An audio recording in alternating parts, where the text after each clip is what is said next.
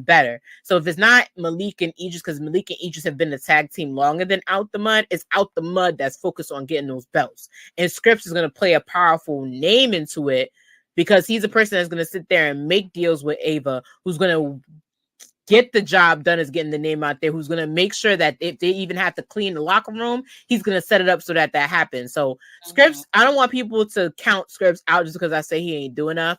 It was the first PLE they had. He probably wasn't scripted doing enough, but trust me, keep an eye on him. He's like Miss Jade is there to make sure that the women don't get involved.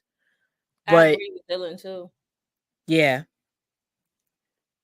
She too. She was real close to giving what's the name of run for her, like giving her a stack for her money. Because even that booty drop finisher she be doing, I'm like, that shit hurt. That's your rib cage, child.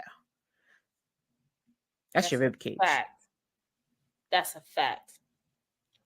So you want to get into the next one? Yes, I think yep. I think this might happen. I think this might even happen at Roadblock. Because Roadblock is March 5th. Oh, okay, yeah. I need, if it comes to a street fight, if it comes to a death match, no, we don't do death matches in WWE. If it comes to a bull rope match, if it comes to a no holds bar, I need it to be a 1980s, 1990s styles match. Like, don't put these names on it. Excuse me. Don't put these names on it if you're not going to deliver and literally give us a street fight. Literally give us a brawl. Give us a street fight. Give us a street fight to where there is blood, to where there is literally you throwing everything, including the kitchen sink, the stove, the racks that's in the stove, because you know they still be warm, the burners, everything. Like, don't say street fight, don't say this and that if you're not giving us that, because it literally takes away from the match, because you're hoping to see one thing and then you don't. You're right. NXT, I really feel like it will be different because NXT has more free reign than WWE, SmackDown, and Raw. I'm waiting for it. I need it. Krista. What if Scripps goes for the Heritage Cup? That's why I'm telling you, don't count my boy out. Don't count him out. Because 4-on-4. Don't count him out. Don't count him out. And I told y'all, Jada got the moves to back up her mouth. If she touches, I love it here. I'm so glad. Right, I love it here. It's the best. Dylan, you are the MVP. You are up next in this season episode. I don't care what anyone thinks, because that just look at that. That's amazing. Dylan, sidebar, we're still waiting on our gifts from Sound Off last week. Just saying. Pablo's really wanting their gift from what you said he's gonna make the gift out of. I can't remember right now, but yeah, we're come to Stand and Deliver in Philly. It's a good time. It's a good time. It's like going to a high production indie show, but the crowd is just what makes it happen. It really.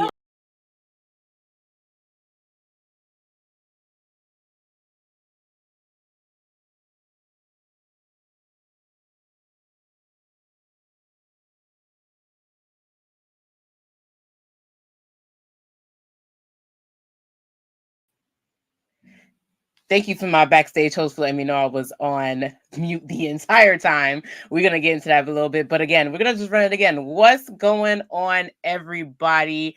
Welcome to another jam-packed episode of Watch What Happens NXT. And of course, it would not be NXT Tuesday without your tippy-top honorary wrestling girl herself, Miss Ciendo B. Welcome back. I know you missed me last week. It was a lot of difficulties, probably the same difficulty that I just had about 2 seconds ago, but we gonna skip all that. It happens. This is in the world of technology and production. Hey, it happens. I want to thank all of you guys for coming back. I missed you. Last Tuesday was a little hectic for me. The snowstorm kind of got me down. I'm not gonna lie. I'm not gonna deny that. But I'm here. I'm happy to be here with all of you that have already stepped into the chat, stepped in, say hi. I'm going to give a couple of people in the chat a shout out real quick.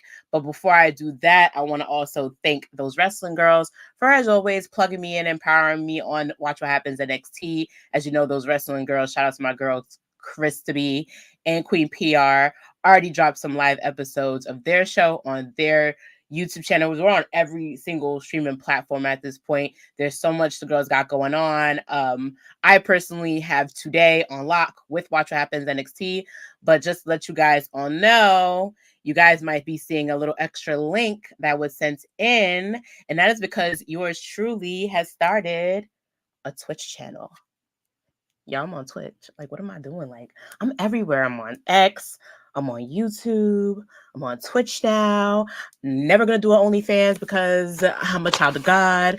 But who knows? If the Christian community will start a Bible OnlyFans, I might do it. Who knows? Never say never in this world. Just like wrestling, you never say never. The girls got it on lock. Besides me, tomorrow, it's already another jam-packed episode of TWG Fan Club with the three best friends that anybody can ever have. Miss Brian H. Waters, is Justin Rich, and Queen PR herself. We all get into the clubhouse. We all act up. We all act the fool. Probably why I act like this the way I am now, because I'm used to that clubhouse and I step into a different kind of clubhouse tonight. We also can't forget about schooling sessions with Miss Crispy, my other two homies, Chris Contradas and Pablo Dadon. That goes down on Friday at 4:00. So if you need a rundown, if you need somebody to make a flyer, we taking donations because all this Canva work costs a lot of work. It's a lot of time. It's a lot of money. Your girl's tired. You could tell by this whole thing. It's a lot of graphic work going on. So if you just need a flyer for reference, we're probably going to hook that up. I'm going to speak to my boss about getting that flyer done because it's a lot. It's a lot. It's a lot that happened on NXT last week that I got to watch, and the week before that.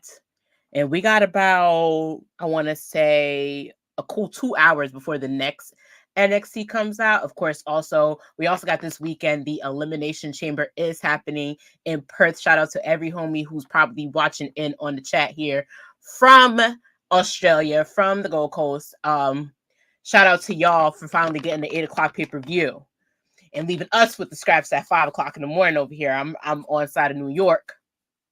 That's a tough deal to get up that early and watch it. But you know what? Y'all could do it at 5 in the morning. I'm gonna do it at 5 in the morning. So that's how it's gonna work out. May live stream on a new Twitch. Who knows? We gonna see what happens. A lot of people in the comments I see have already showed up. If you are a Facebook user, this is very important. If you are a Facebook user, I am asking you politely to please leave your name in the comments when you leave in a comment. I know it doesn't link everybody as well, but we just want you to stay around as much as possible in the chat. What else we got going on? Hey, Patrick. Patrick was the first person and I don't know, he's the first person in the NXT arena. I know we got Clubhouse and those people that are VIPs in the club, but he's the first person in the arena. So shout out to Patrick. Remy, welcome back. Welcome back. It's supposed to be from the hood. Oh, you probably responded to that clip that was on a couple of minutes ago. They how you know they ain't flipping in the hood? How you know they ain't doing what they supposed to be doing in the hood? They out the mud. They out here doing anything. Can never say that. What else we got over here? Yeah, Jada Parker. We're gonna talk about it all. We're gonna talk about it all. Hey, best friend, I'm feeling better. I was also sick this weekend, so that's probably why I didn't see a lot of me on social media because I was out. Whatever's floating around, swinging around, I was out for the count, y'all. So that's probably why y'all didn't see me. Who else got a Patrick? Patrick, yes, we're gonna talk about all of that. Hey, brother Hugh, shout out to you. Thank you for stepping in. Thank you for coming in. And there's so much more we gotta dive into. But first, before we dive into, I'm not alone this week.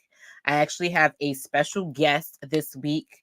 This person was born and raised in Atlanta, Georgia, and is a world-traveled audio and visual production operator with 15 experience of content creation. 15.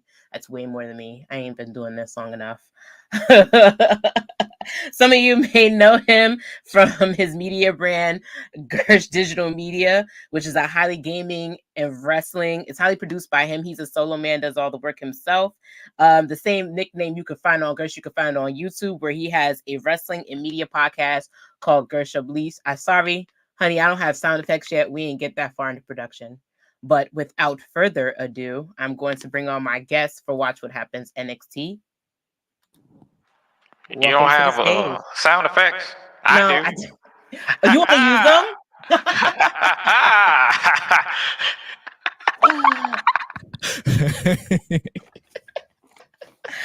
I'm jealous. Up, I'm jealous. What's going on, baby cakes? See, every time I get into your section on your show, you always call me like a nickname, and I don't have a nickname for you. You do give me a different nickname. So, what should I call you now that the tables have turned? You can call me whatever you want. Just don't call me Jonathan. Oh no, Jesus Christ! People call you Jonathan? Yes, because we have the same last name. How rude! Even though he's darker than me, but I digress. Any relation? I don't know. I still don't know. I like the people who I knew are no longer with us. God rest their souls. But I don't know. Listen, I have a promo code for 23andMe if you need it. I'm just putting that out there. I need to find out. Like, if you want to do a quick swab, you could do that. You know, I might have to take an ancestry to be like, hey, that's how we're gonna find out. Because my God, and it's like I always laugh when people assume that just because I use that last name, I'm trying to be this person. I'm not y'all. I don't cosplay. I'm me. You're you. You're you, and I'm me. Exactly. Like I don't do the gimmicks. I don't play around with the whole, I'm Jonathan Gresham online, but I'm really playing somebody. No, this is Joshua Gresham. Joshua Gresham. But you know what's crazy? I think some people just dig for like something, like, you know, in our community they always want to be in the know. Everybody a journalist but don't have journalism credibilism. So I think they probably, like, if you were to say you were related, next thing you know the dictionary like, oh, you got a cousin that's on podcasting, y'all, like we got and that's one of the main reasons why I retired from Spaces, because somebody actually quoted me and assumed that I was Jonathan. I'm like, oh, absolutely not.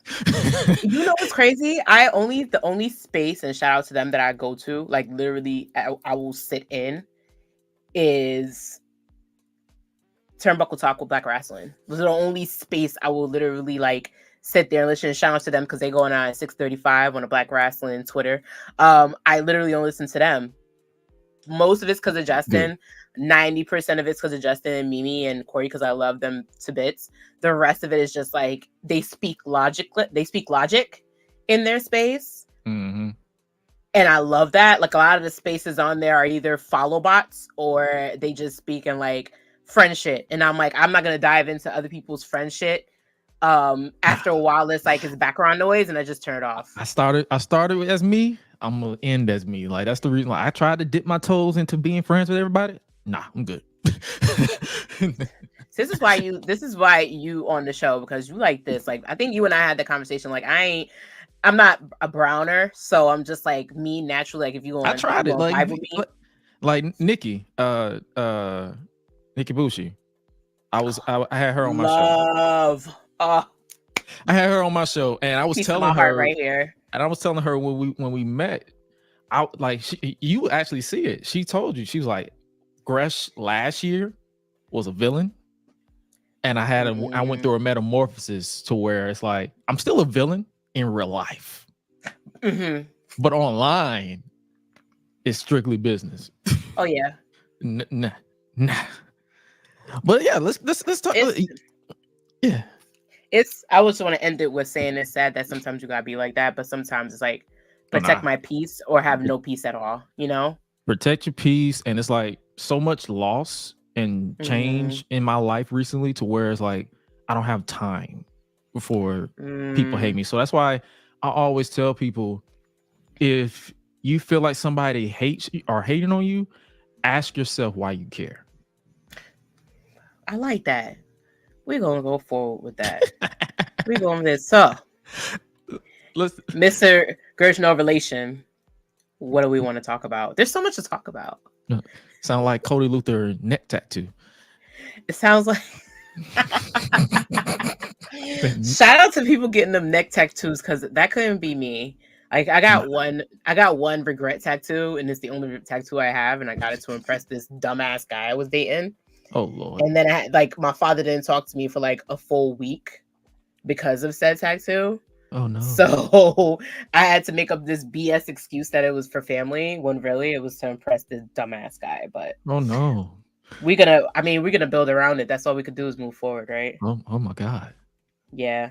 I'm I strategic with regret my nothing, tattoos. but I learned for everything. I'm strategic with my tattoos. Like I started off with a rose, my mom's name right here. And I'm nice. finna actually build onto it full sleeve. But every tattoo that I build is gonna make sense in a way. So nice. I just gotta get somebody to draw it. We might have to I don't know. We might have to Me and you might have to get a tattoo. link. Are you coming to are we coming to Philly? Like what's going on? Yeah. That is the goal. Yes. I can tell you it is 90%, it is 80% paid for. I'm at like 60. You better than me because I have a social battery that runs out very quickly, so we don't even know if Sunday's on the marquee. The beauty behind it is it's like I got it set up to where me and Highlight gonna get into some stuff with Wale Mania and all that stuff, but we're not gonna get involved with everything. We're gonna be like, all right, bro. It's a lot. We're like, all right, bro, we're done. It's a lot. And then they just slammed that world thing on there, and they're like, "Oh, it's opportunity for content creators," and I'm like, that might be the only thing I do outside of Wale Mania because you got to go to everybody else's thing, and then some of you guys are having wrestling shows at midnight. Shout out to y'all that are doing that. We're gonna see about all that. We're gonna see. We're gonna see when we get there. Then again, I'm a nut job, and I might actually go. So who knows? I might just mess around and stock up on some Red Bull and just be like, "Yep, let's do it," and pay for it later. I know a guy who has Prime. Who gets Prime? It's not bad. Really? I tried it. I think I probably need to try another flavor. I tried the orange one. I said this is the most disgusting thing I've ever had in my life. And I believe I drunk another energy drink that was worse. So my go-to is Red Bull and Ghost. So not bad. I will have to try Prime at least one more time, just not the orange one. It's not bad. The bottle is still in my house. I just said I think I wrote on it, do not buy ever again. And I just put it there so I can remind myself not to waste my money on this. So yeah. I might need another flavor before I make a final decision on never drinking Prime again. So I'm gonna ask Justin, and then we're gonna help you out. Okay. Okay. Someone in the chat said the Ice Pop Prime is good to me. I've seen the Ice Pop. I gotta try it. What up, Vaughn? I see you. What up, Vaughn? Hi, honey. Gotta ask him too, because he probably knows some good flavors. Vaughn. We're talking Prime flavors, Vaughn. If you know of any drinks, energy drinks. I'm full of energy. I don't need any of that. I don't know. Nah, but I need it sometimes. So you're the guest. What do we want to start off with? Because so much happened. We talking NXT, right? Yes, we are. Let's start off with Dijak trying to kill Joe Gacy. Ciao. Listen. I don't know what's going on with, because let me find this. Hold on. I think I got the graphics. I don't know what's going at from left, right to center foot. Like, I don't. So let's just dive into Mello versus Joe Gacy. We can dive into that first. Yeah. So we can bring that up. You have Joe Gacy getting into, Carmelo Hayes' business per usual, and they end up having a one-on-one match last week. We already know week before, Carmelo says, say hello to the bad guy, like Jay-Z said in American Gangsta, basically saying, listen, all of you made me this way, it's your fault, why? And then, blaming, basically taking no accountability and just saying that, listen, you were supposed to be the wingman and I whooped that trick. So all of you are going to watch me get my title back, which is the NXT championship. And he said, basically, y'all gonna watch me get my title back, and then we're gonna show you who's really him. So now he's in this villain era. Joe Gacy doesn't need to explain anything. Joe Gacy's like, oh, this sounds like fun. How can I get in on this? So he's basically being HBK with the tight leather minus the pelvic thrusting, because that was a whole different type of, Shawn Michaels back then. Black shades are back, fur coat's back, villains back, but they had a really good one-on-one. A lot of high flying. We always expect some type of agility from Joe Gacy. That's never missed by Mello in the matchup. But also we can't forget that Dijak thought he had ridded himself of the Gacy problem. Turns out he had not. Gacy's gonna be Gacy. I think Gacy's just living for the thrill of just fucking with everybody, because now he ain't got nobody to control. He doesn't have. He's getting out of the cult. He's trying to find himself. But I think his job is to just be a menace, and to be crazy. And Dijak kind of fed him with that. He shows up after the match with a stray jacket and restrains Joe Gacy, who laughs the entire time. So, Gersh, can the animal and Joe Gacy be tamed, or are we just looking at more madness tonight going into NXT? This will never end until somebody dies. I'm still Lance Archer's gimmick. He's not using it really. Yeah, everybody dies at some point, because this man is getting thrown off of what? Tractor trailers. He's getting dumped in water. They're hacking each other's social media accounts. Is that what happened? Yes. So the gimmick is, what they're doing now is Dijak kidnapped Joe Gacy, but Joe Gacy took Dijak's phone, so he's been tweeting from Dijak's phone. And then he closed it out by saying Joe Gacy just went for a swim. I'm like, so you just threw him in the water? Well, we'll find out what's going on tonight, because he might have found a padded room somewhere and literally lock homeboy in there. But then, knowing Joe Gacy and how we talked about how crazy he is, Joe Gacy might just end up like, I don't know, might end up freaking chewing his way out the padded room. I don't know. Something to happen some way, somehow. Like, it's just giving, like, we're underestimating Joe Gacy. He's a lot smarter than we think he is. That's what that's given. Like, he's a lot smarter than we're giving him credit for. Oh, he's smart. That's what's happening here. Yeah. I never understood the Bray Wyatt comparisons, though. Do you? Or do you see it? People automatically assume that crazy means like Bray Wyatt and even though the artist formerly known as Dean Ambrose, because that's what they're used to, that's what they're spoiled by. But I don't see that here. I just see Mankind. I see Mankind. Yes, that's what I see more than anything.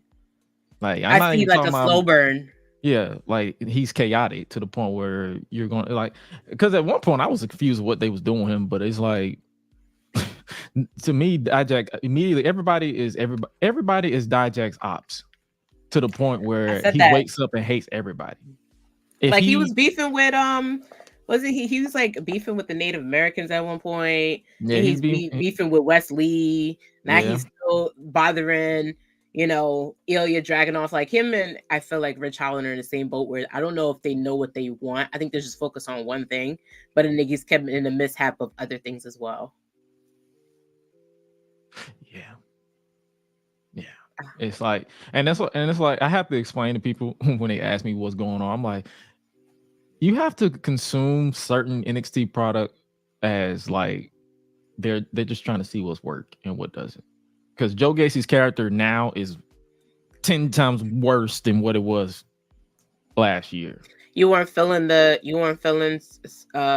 Skims and all that. You weren't feeling them. The Schism. Schism. Yeah, I can't even say their name. Schism. The Schism. No, but at the same time, I didn't hate it. I don't know why. It's like it was just like, oh, this is there. I'm not gonna. One thing about me is how I consume NXT, I don't hate anything.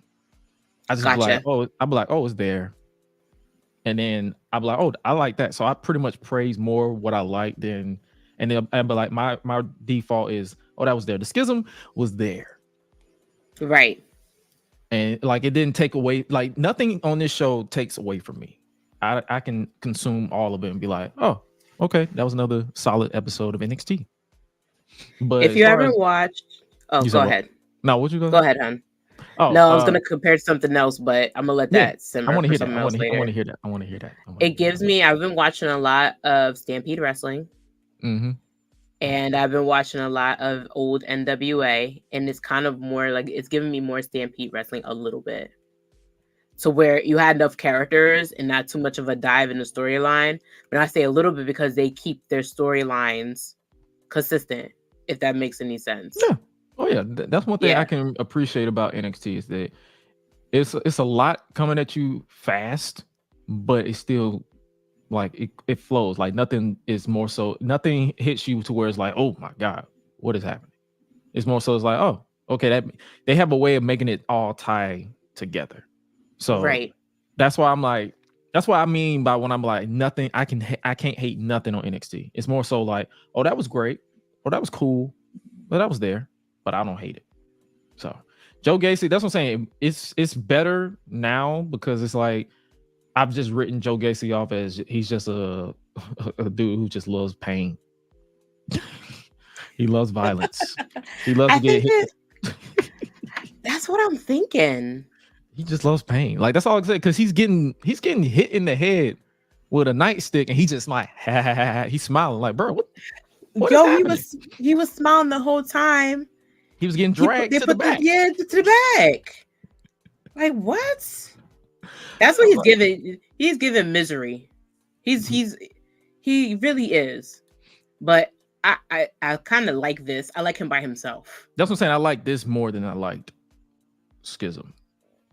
So Schism it's like gave me Ava.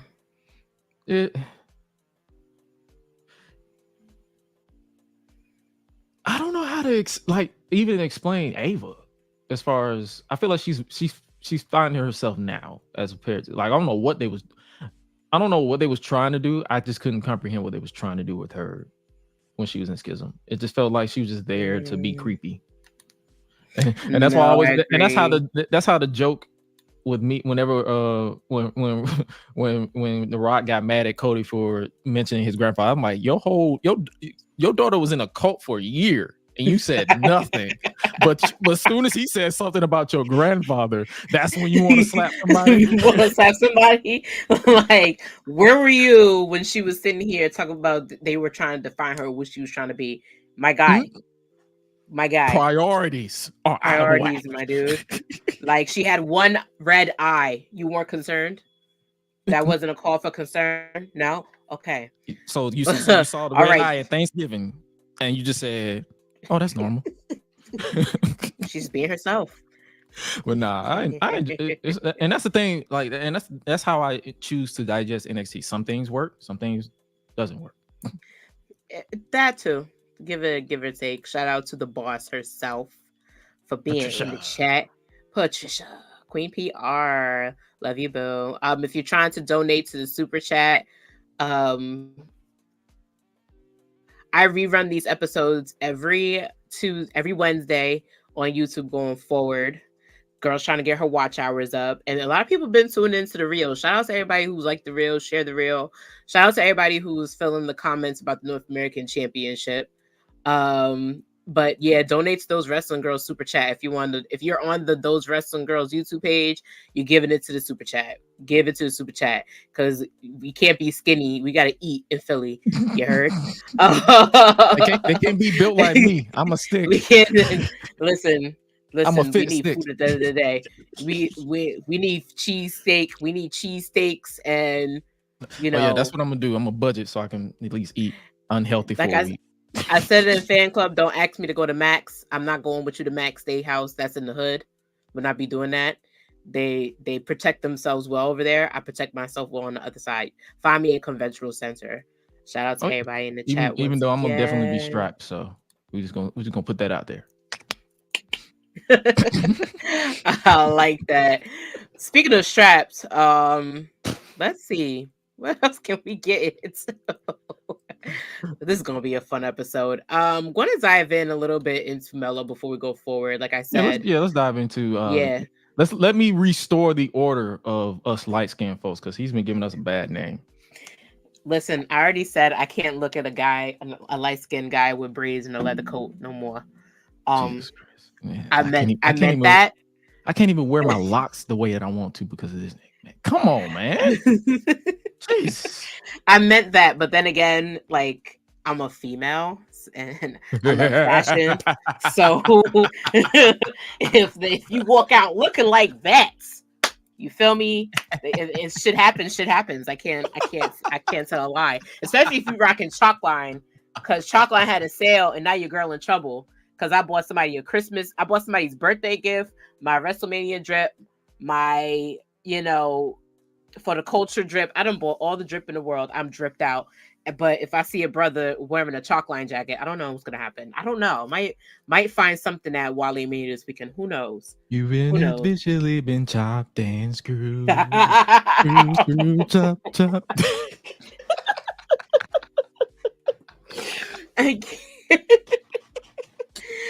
Let's not think about T-Pain right now. Let's talk about Mello.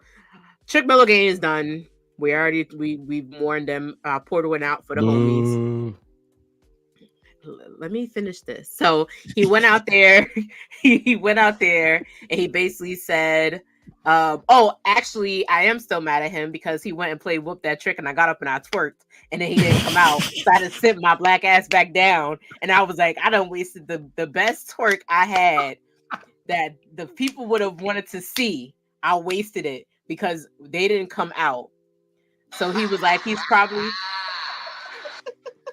He said he was like, he's not here. He's laid up in the hospital with Booker and that dumbass song. And he was like, that's how I'm gonna be the bad guy. So now he's the bad guy. He said, y'all made me this way. He was supposed to go for the title that I already had. I'm supposed to get back what's mine. You tried to elevate me. You try to be above me. And even when I tried to get the tag team titles, you said it wasn't good enough. So you brought this on you. You made me this way. I whooped that trick because I had to. You're my hype man. You're nothing more of it. So what do we think is going to happen now? Or do you think something unlikely is about to happen with Carmelo and his search for getting the getting the NXT championship back? Because I have an interesting theory. Okay. And I don't say booking. I say theory because a lot of people like to book their matches. I'm not doing that. But I do have a strong theory about what's about to happen.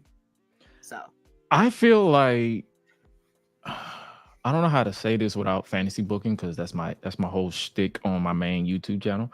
But as far as like I have a from what they're telling us is Mello is envious of Trick breaking out of his shadow. Because at one point we were writing him, well, not me, but people were writing him off as strictly Mello's hype man.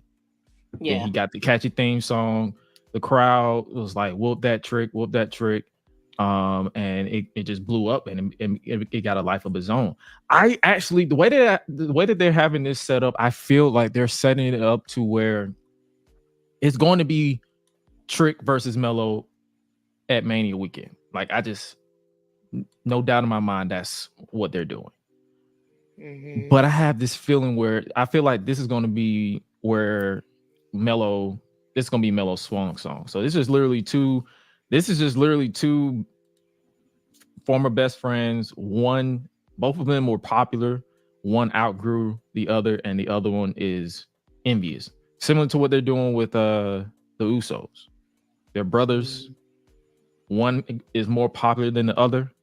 And you're going to have the jealous one that is there. He's like, no matter how big you get, you will always be my little brother, or you will always be my favorite number two.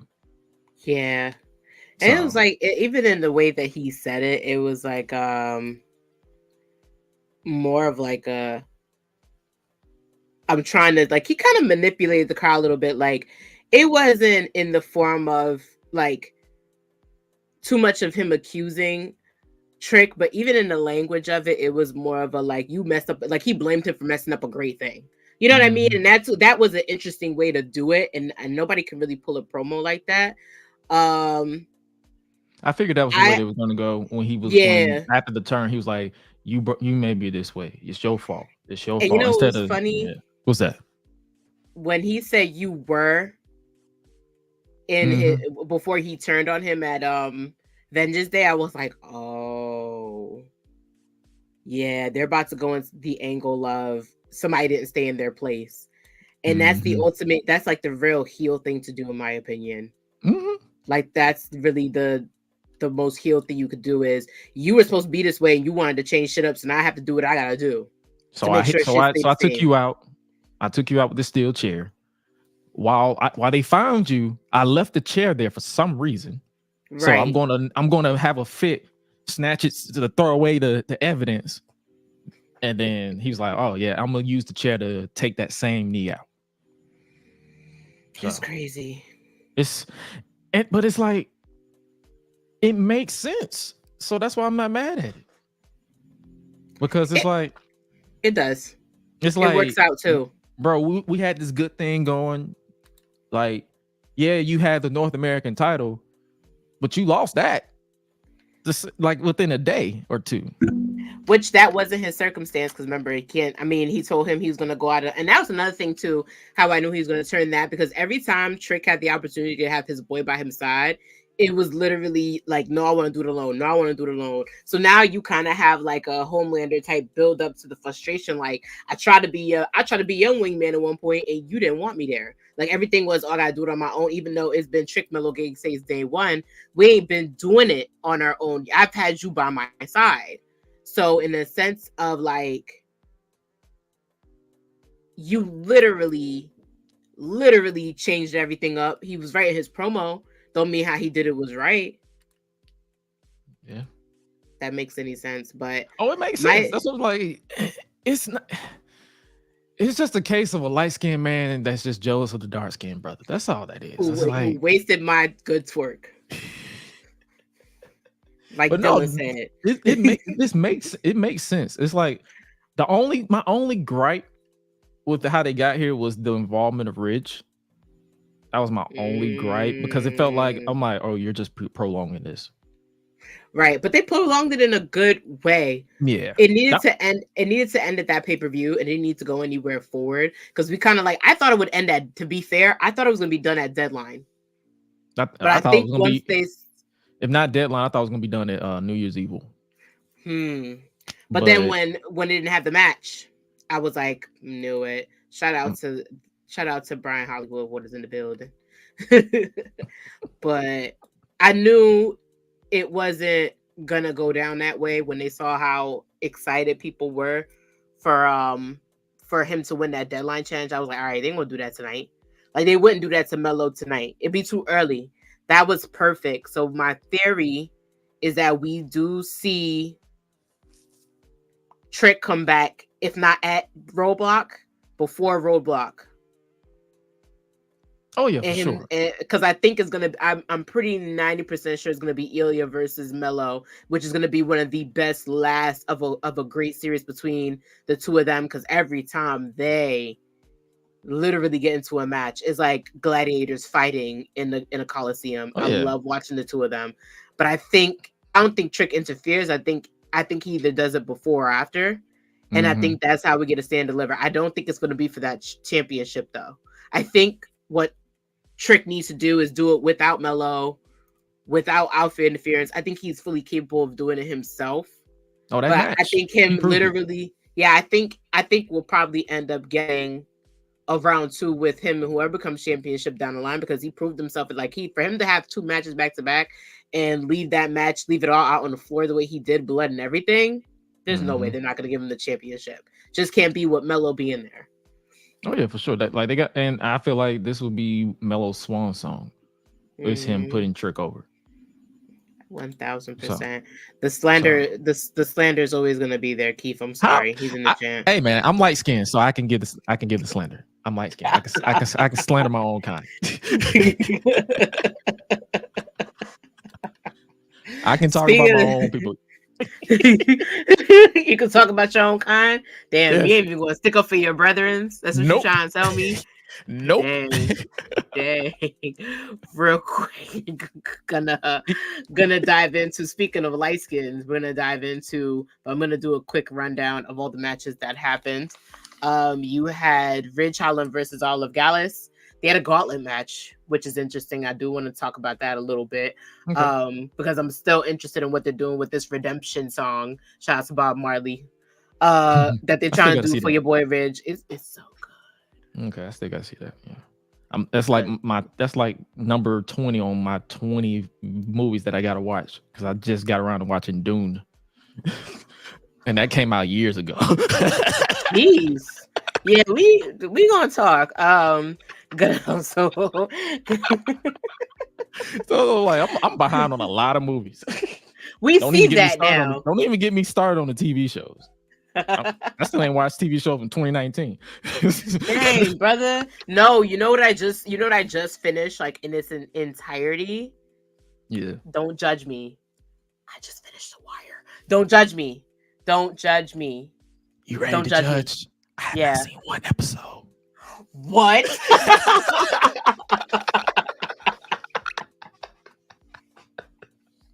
That was And you saying, know I'm who?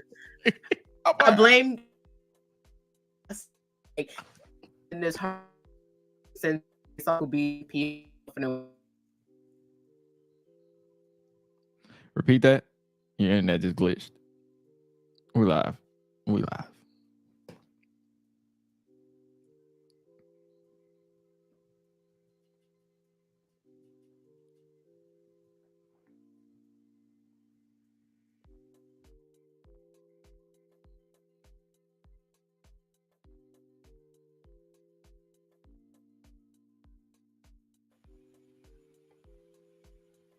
Okay, I'm back. My apologies.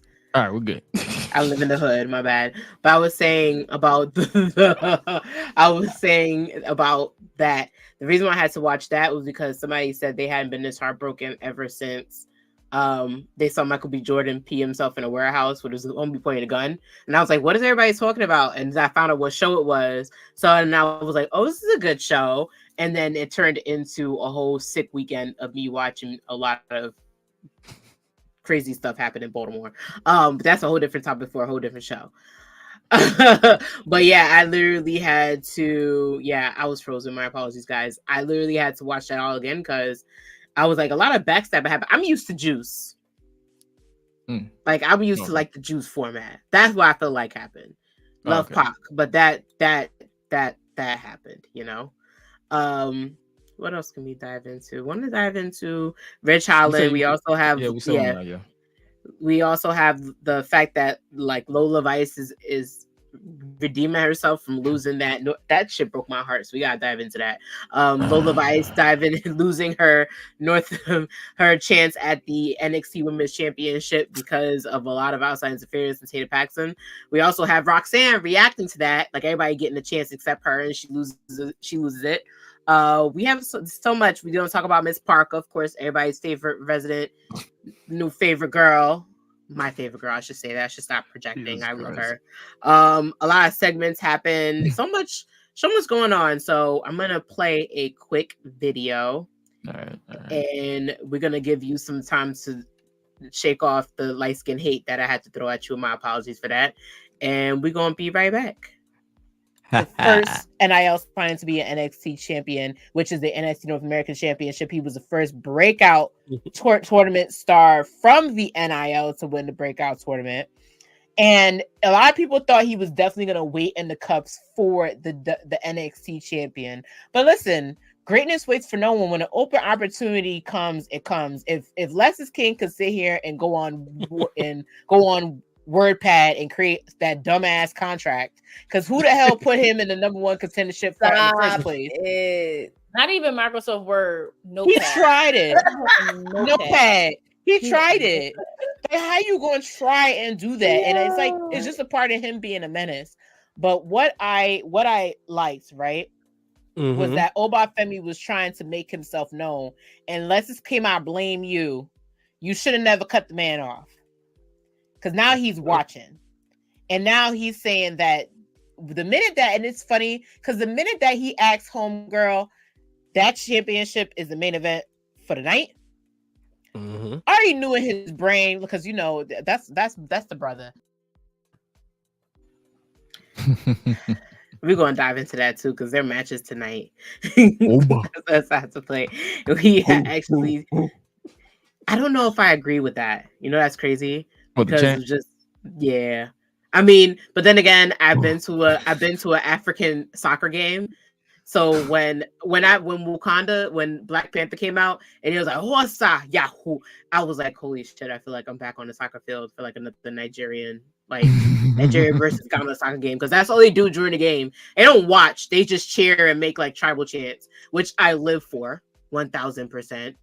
But I'm just like so used to that being a thing. So just to dive into this real quick, with Lexis King basically saying like, listen, basically Oba didn't have to defend his title, has successfully defended the title a couple of days ago at Vengeance Day against Dragon Lee, and basically went in the ring and was like, all right, now I'm getting tired. Like, I need more people to come into the ring and think they can overpower me, even though I know they can't. That led to Lexis King coming out and basically saying, you know, speaking of how you got that belt, I'm your reason. Like, I'm the guy. Why you standing here and you're the ruler? That's all me. That led to Oba basically saying, like, listen, you think you can step in the ring with me? That's cute, but I guarantee you it's not something you want to threaten me with. And I promise you it's not going to be easy. And Lex is like, great, I'm not promising you, it's a fact. It needs to happen. I know I can take it from you. So now tonight, we have that match going up. But I want to dive into this promo for a second because Lex is king, man. I like his gimmick is the fact that he just likes to mess around and find out. Do you? That's no, that's sarcastic. I don't like the guy at all, but I'm just saying,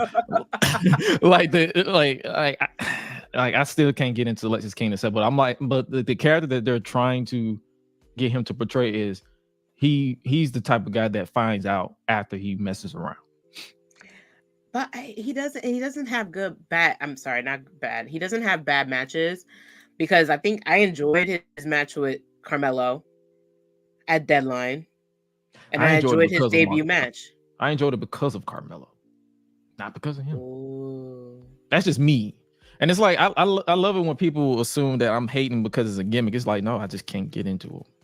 I couldn't get into him when he was Brian Pillman Jr. in AEW. I just can't get into him now. So it's more so like, I'm gonna give him a chance because he's on the show that I watch, but it's just more so like it's something, and it's like I'm not even dismissing him. It's more so like when that happens, I'll let you know, like, okay, he's winning me over.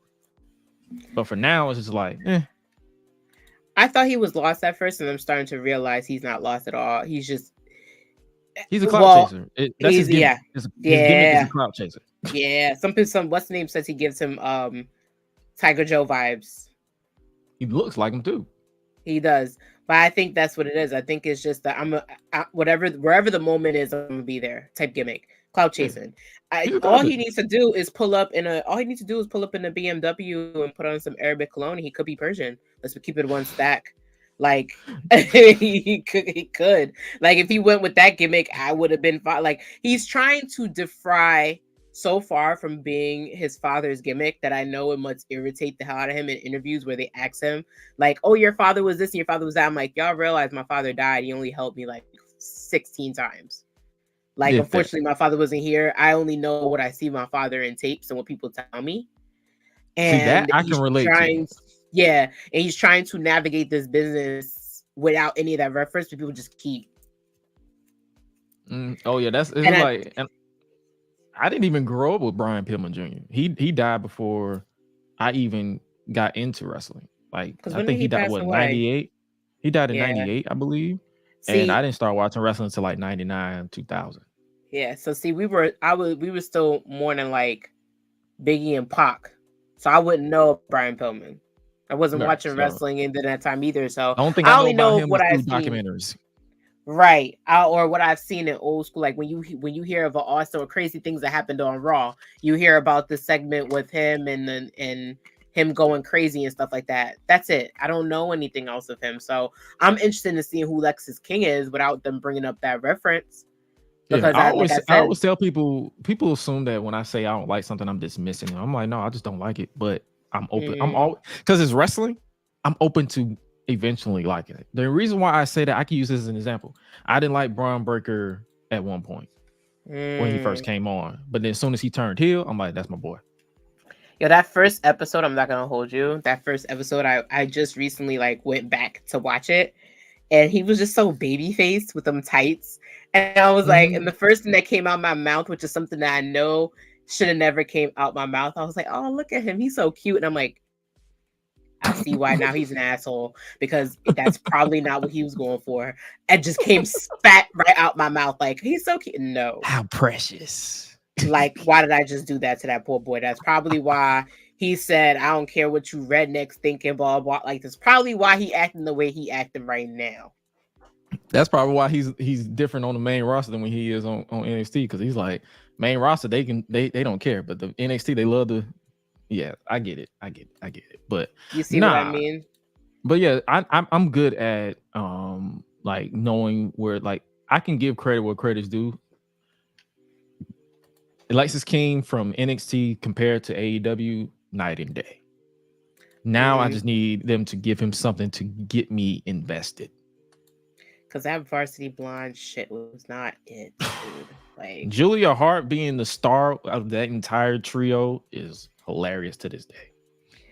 Yep, she's holding her own too right now. But she was supposed to be the side character. Now she's a main character in her own stable, which I like. Let's keep it that way. Let's keep it that but way. As far as with this promo with Oba, you skimmed over that part. I loved it when he was like, "Send anyone you want to face me, but don't send anyone you want back." And then as soon as they said that, that's when Lexis came. I'm like, so they don't want Lexis came back, is what you're telling me. Yo, every time, and I have to, and it's not to clown my African brothers and sisters, but when Africans want to explain something to you, they will give you a full-blown haiku into the issue. Like, when they have a problem with somebody and you tell them, oh, are you talking to that person? Instead of telling that person, oh, I don't talk to that person anymore, you be like, that person is like the wind and dust. It went. Like, it's that type, but that's what that promo gave me. It went away. That person is like dust in the wind. It is blown away. Like, just say the person's not here. Like, that's how he dismissed Dragon Lee. That's how he dismissed Dragon Lee. You're done. You're in the wind. Go that way. I am over you.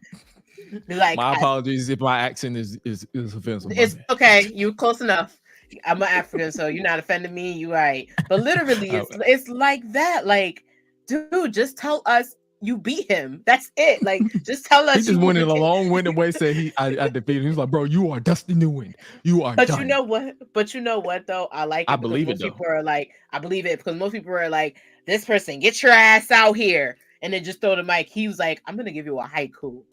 Send anybody you want, but don't expect me to send them back. Like, damn. Back. Okay. And I love that brother. Sean said, "Go ahead, Lexis. We don't want you back. We want you to die." He was like, "Lexis, nobody likes you. Here you go. Boom. Go out there. You want to make up contracts without me? Here you go. You want to do my job? You do." Like, Ava was like, "Since you want to make up contracts, brother, you got it. Bye. We'll see you when we see you." Feel me? And I love it. And I love it when I be live tweeting NXT. People don't know what I'm talking about because. Keep in mind, my Twitter isn't strictly wrestling Twitter. I have non-wrestling fans follow me too. So I'm in the same boat. So I'll be like, damn, you know how horrible you got to be for someone who's in a cult to be creeped out by you? And they thought I was talking about somebody else. I'm like, no, I'm just talking about Lexis King and Dave. And they like, what are we talking about here, dude? Like, what are we doing? They'd be like, what are we doing? What are you talking about? Who's in the cult? I'm like, oh my God, my bad. I'm talking wrestling. Like, so I had to tell people between 8 p.m. and 10 p.m. I'm talking wrestling. You're not talking, you're talking before that completely different. Like, people be like, oh, you're doing skincare, and then I'd be like, yeah, and then they'd be like, wait, you're doing wrestling podcast now? I'm like, yeah, kind of bored. Bear with me. Like, but I love NXT, so we're just gonna keep this going. What else can we get into real quick? But let's see what happens tonight. Let's see if he can get crushed to dust. Oh, he will. Because that's what Oba said the first time. I will crush to dust. He's like, I will crush to dust. What is his Twitter? Nigerian Thanos? Yes. Yo, but I'm here for it because listen, that slap and Braun Breaker's spear is right up there with my eardrum. So the way I heard people's bodies hit the mat with Braun Breaker's spear, and the way I'm gonna hear that slap as Stand and Deliver, same. They're in the same wavelength. Same wavelength. I'm sorry. Speaking of which, we're gonna dive into Tatum's her web. She got a web going on. I call it her spun web. She had a match. She got into somebody else's web, which was Lola Vice's web, and she had a match with Lola Vice last week. And I'm gonna keep it short and sweet. Homegirl got her ass handed to her. I just put it. There's no other way to put it. Yeah, there's no other way to put it. Like, it's Lola Vice. Like, you're talking about somebody with an MMA background and a whole lot of flavor and Cuban. Like, you put those in a pot and you have the perfect arch nemesis for a spice And she from Miami? Powerpuff Girl. Oh, Lord. Child, that's a villain for a Powerpuff Girl just waiting to be put in a pot and put on heat and left simmered for 30 minutes. Like, for me, Lola Vice is one of those girls that's left with the it factor. So you can never hear anything. You can never hear me say anything wrong about her, per se. I'm always gonna be Team Vice. I just think the way that they did that cash in on her. Oh my god! Oh. I just didn't like that. They made her look so stupid. It really did. And I hate to say that. Like, shout out to my brother in the chat. I want to know how my brother feels about Lola Vice. He's probably gonna have to search her a little bit, but I want to hear how he feels about her. But if you search her, all you're gonna see is twerk. Wait, nothing wrong with that. No, it's funny because when I googled her, I found her match that CM Punk had actually like commented, because she did like CFMMA, which is like the step up to if you want to be an actual UFC like title holder, you go on that show first. She actually had a legit record, like. But she's one of those girls that's like, listen, I could do it all. I could spin in her. And a rumor has it her sister is even interested in being in WWE. They're both models. So, I mean, I would never doubt anybody for doing what they want to do. It's life. You do what you can. You do what you want. However, do we see her now being a champion? Also, Lyra needs to pick whether she's in and out. Do we think Lyra's in to help Tatum, or do we think Lyra's out? I think she's warming up to Tatum, and that might end up biting her in the butt. Because it's like part of me sees Tatum going the Mickie James, Trish Stratus route, but another part of me feel like they're going to put a modern twist on it. Like, she's obsessed with this feather, and it's going to eventually her new obsession. Yeah, her new obsession will be that title. But I like that, though. You know what that gives me vibes of? And I don't want to say that it compares me to. It gives me vibes of AJ Lee. Remember when AJ Lee won her title? And she would kiss it and hug it. And she wasn't taking no Instagram pictures sleeping with it, but it was her baby. No one could take her baby away from her. And that's how you're supposed to appreciate your title. With Lyra, I feel like with this title run, it's all about y'all counted me out and I counted me in, and I'm going to prove why y'all should have never counted me out. That's the vibe I get from Lyra holding this title. Gotcha. Okay. Like, it's more to prove, like, I'm not just that little Irish girl that didn't make it on NXT. Like, I'm a warrior. Like, I'm worth the representation of what a strong woman is. And that's all it's been. And Tatum's a distraction because Lyra's had nothing to do but worry about herself. Now she finds herself worrying about somebody who's always worried about her. And we don't know where that's gonna go. That's the fun. That's what's keeping me intrigued, because it's like I don't know where they're going with this.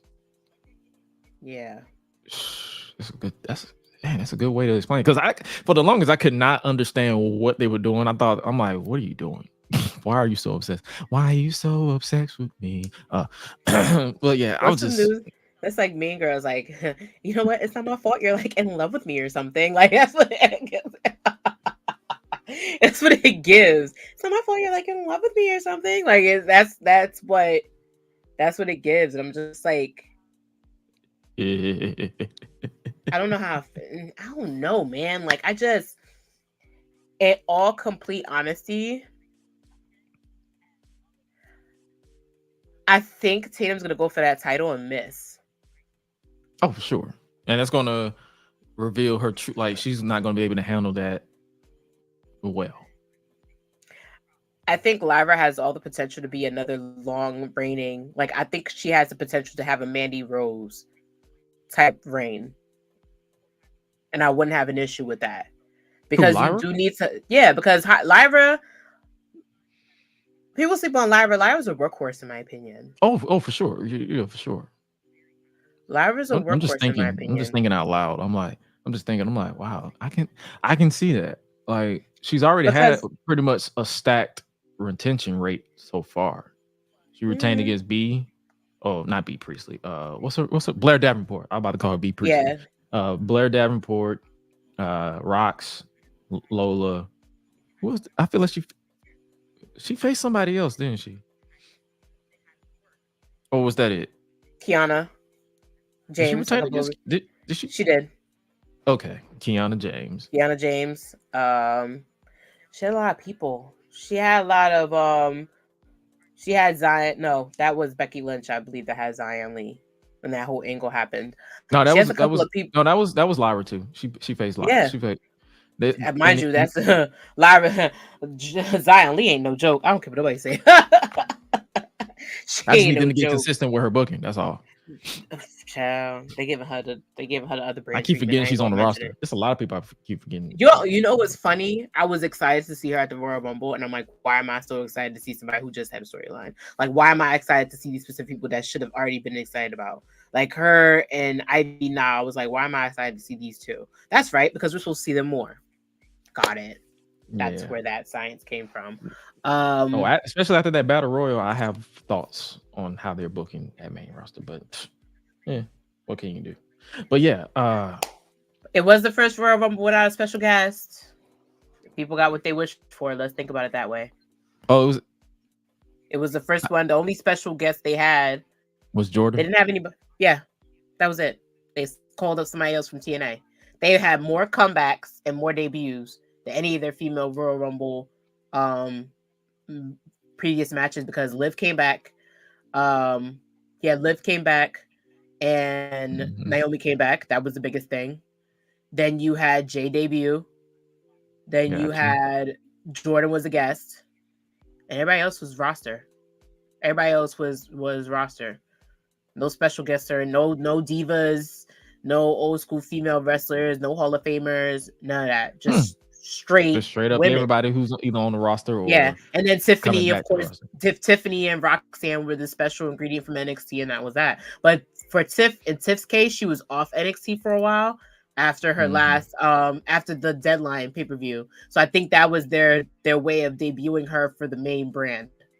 And then they gave her SmackDown right after. So that was a call-up call. So yeah, no. But other than that, no Hall of Famers, none of that. All right, yeah. That was good.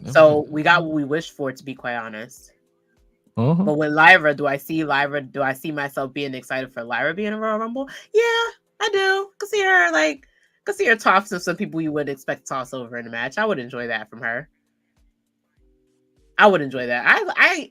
She's grown on me. To be honest with you, if y'all watching Paul, Triple H, Levesque, Michael, Sean, Hickenbottom, y'all can make Evolution too if you want to.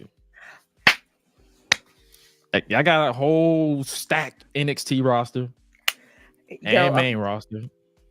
I'm gonna be that crazy fan that literally starts to petition to make that happen because certain people aren't there no more, so they don't have the excuse to do that. You know, if they wanted to just give me that. I mean, you give me Berlin. If y'all want to run that, if y'all want to run that in a country, I think they should run it in a country. I think they should run it in a country that's never had it before. I think they should do it in Hawaii. Oh, if they run it in Hawaii, I ain't coming back. I think you should. I think they should run it. They might end up giving Nia Jax the championship, child. Let me stop. Anyway, gonna go to the comments right now. Yes, everybody. Yeah. Oh my God, Patrick kicked her head off. She choked the homegirl out. She choked that girl out. Like really choked her out. Lola, I think, is too. Lola's a workhorse. Lola, at first, I had to watch her because I'm like, all right, they like to add these pretty faces. She ain't. I feel bad. I take my words back. She's really good in my opinion. I like that MMA background. If she learns more and works more, is gonna come in handy.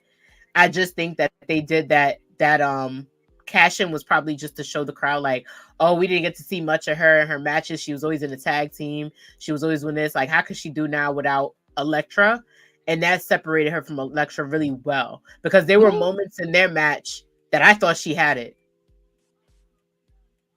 Oh yeah, like for sure. I thought she had it. Elektra, it's like not Elektra, Lola. That triple threat to me, it made Lola entering the triple threat the way that she did pick up the pace for me, to where it was like, oh snap, this is good, this is good, and then so that showed me like, okay, she can actually hang and do her thing when given the chance. So yeah, that was good. It was just the way that they had her cash in just maybe like, all right, bro. But Lola, I feel like they're heading in the right direction with her for sure. So I give them that. Sure. Who else can we All talk right, about here? There's so much. They're building. They're still building. I guess we can talk about Miss Parker. Miss Parker. Miss Parker. What the people? I'm giving the people. She's what made they an want, appearance what they really, on World want. Star Hip Hop and everything. Just That's making an entrance. Crazy to me, solely because, like, and in the P stack is a smart thing that happened, because I don't know many people who can say they've been a World Star. But yeah, I'm gonna talk about both ladies, to be fair, to be unbiased. I'm not. Okay, fair enough. I thought I'm trolling. I thought they were good in the match they had with the family and without the mud, but I thought they were much better alone. I thought they did a great job alone. I think Razzo's now on my radar. Parker's been on my radar since day one, but I think Razzo should have been somebody that should have made it to the break. I think she should have been involved in the breakout tournament. I think, and I'm happy. We're gonna talk about Brindley Reese briefly, because I like her too. But if they had gave me Razzo as a replacement, I would have been happy with her too. One thing I can give credit to, like one thing about me is like, I love it when people try to assume that I'm going based off of looks. I know how to turn it off.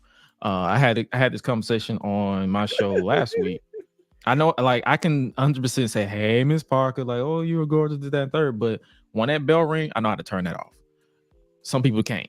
But when it comes to Rizzo, she is perfect for the family. And I hate using that. I don't use that term lightly. I don't use perfect often. But she is perfect. She's playing the character well.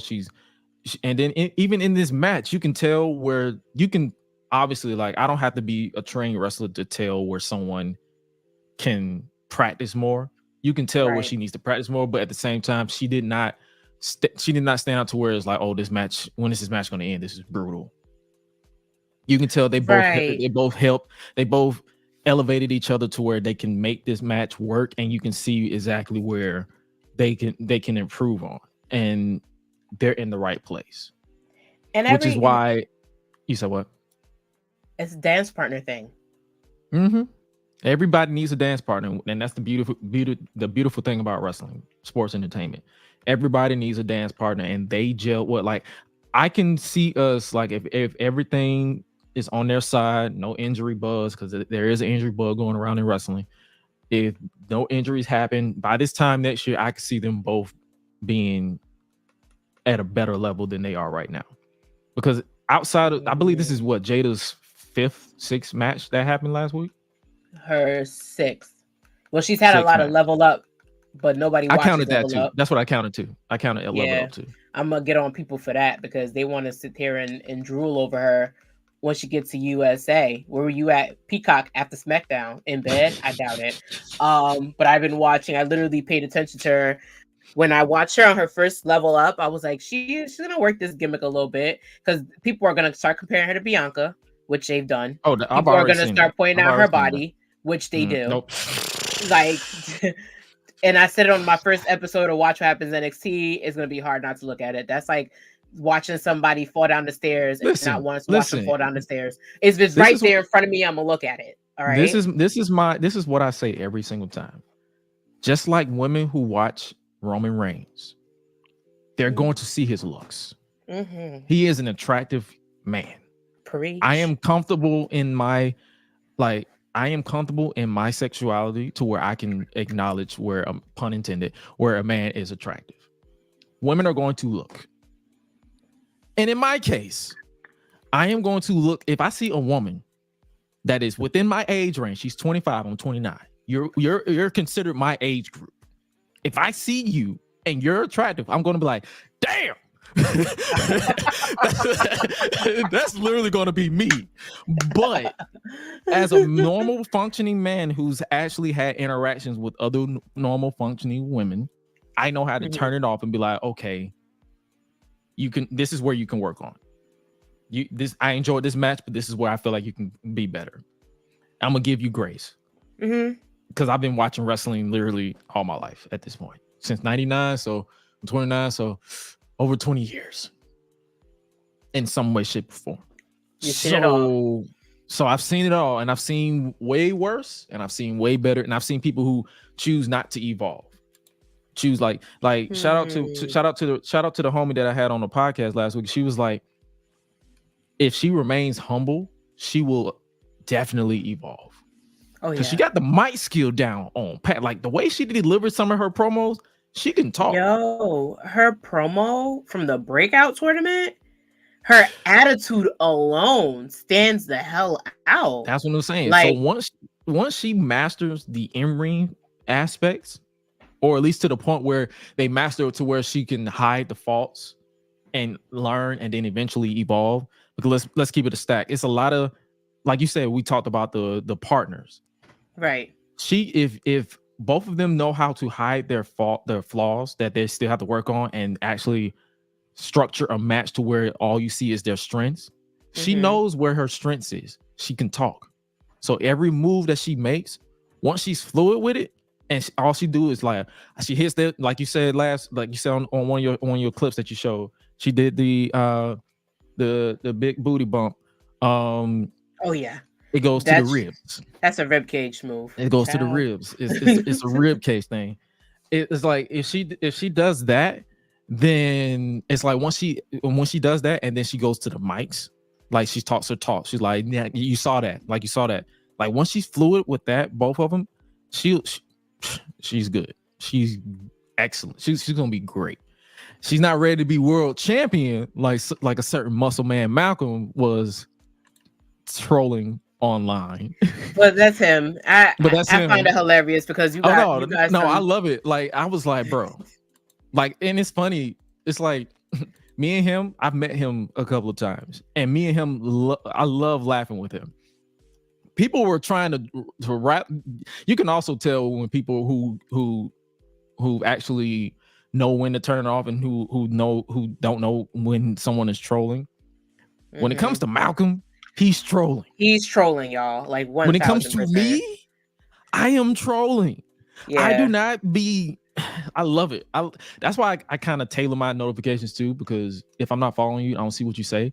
Because most of these people, they don't know how to turn don't know how to turn it off. I'm like, bro, I am not 100% serious. But it's like I see the potential in Jada Parker. I see the potential in Rizzo. I see the potential in who else? Kalani Jordan. I see the potential. I know how to turn and I find all these women attractive. Shawn Michaels, I need to know what your Explore page looks like, because you have quite.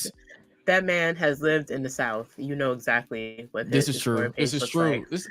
Like, let's be real. He's from Texas. He's from Texas. So I know his favorite restaurant is in the northwest south of Houston. He knows exactly what he is. He's from As soon as I saw they say he's from San Antonio, I'm like, oh yeah, that's all I need to know. That's all I need to know.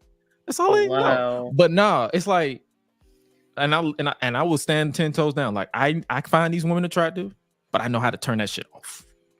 Ain't even just him to his trips, because he done seen the world and back. Oh, he love the big muscular women. Nobody in Connecticut looking like that. I'm sorry. Nobody outside of Greenwich, Connecticut looks like that. He love the muscular women. You see his wife. Hello. I'm just saying. Him and his wife work out together. Let's not forget this. Hello. Last Legend. Last Legend. Jakara Jackson. Oh, I love me some Jakara Jackson. Like, hey, Miss Jackson. Sorry, Miss Jackson. Everybody, listen. Give her, I think they should give her some time.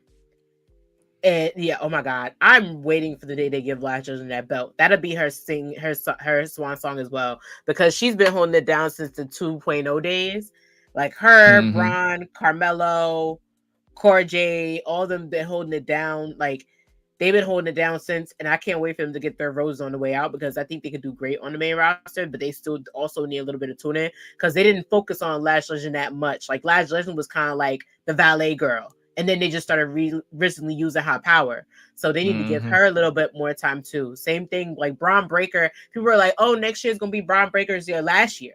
But I was like, no, he still has a lot to do. Like he's going to go out with one title reign. Like, no, he's not his dad. He's not his uncle. Give him more. And now we're going to dive right into the Dirty Dogs. The Dirty Dogs.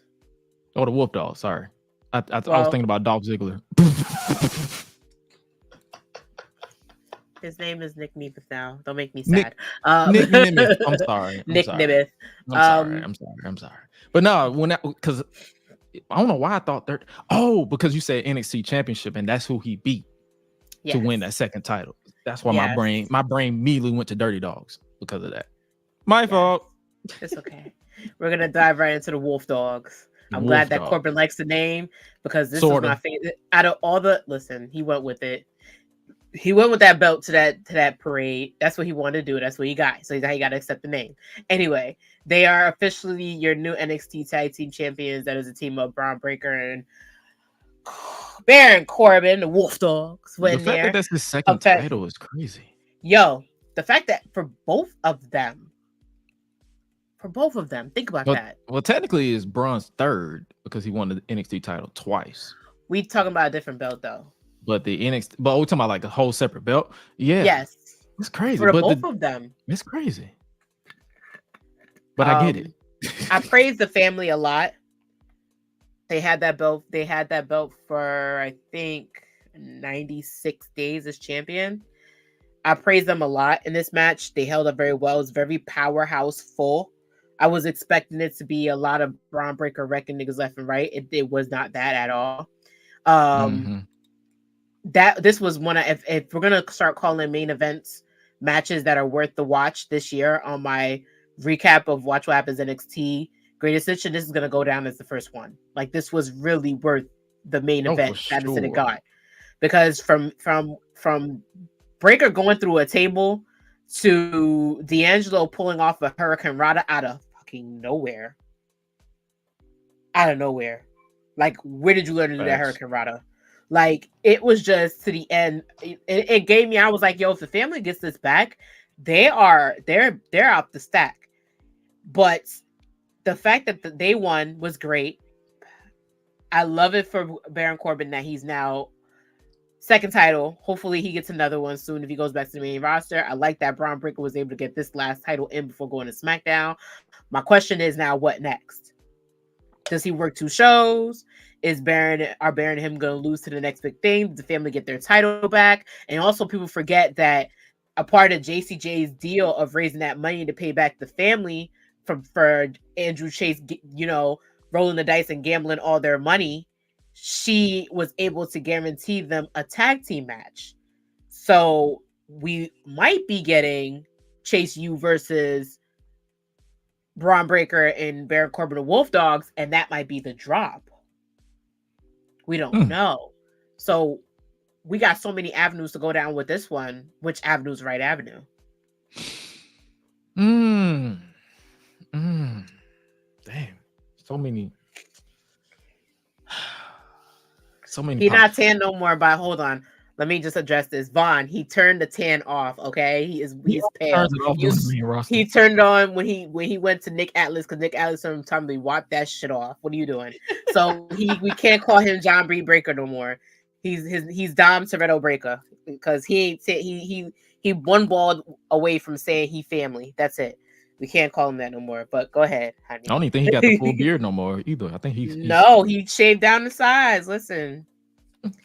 He said, I gotta look main roster ready. I gotta put a suit on. He got a blue suit on. He went in there with a full shirt on. He even had no tank top going to sign that contract.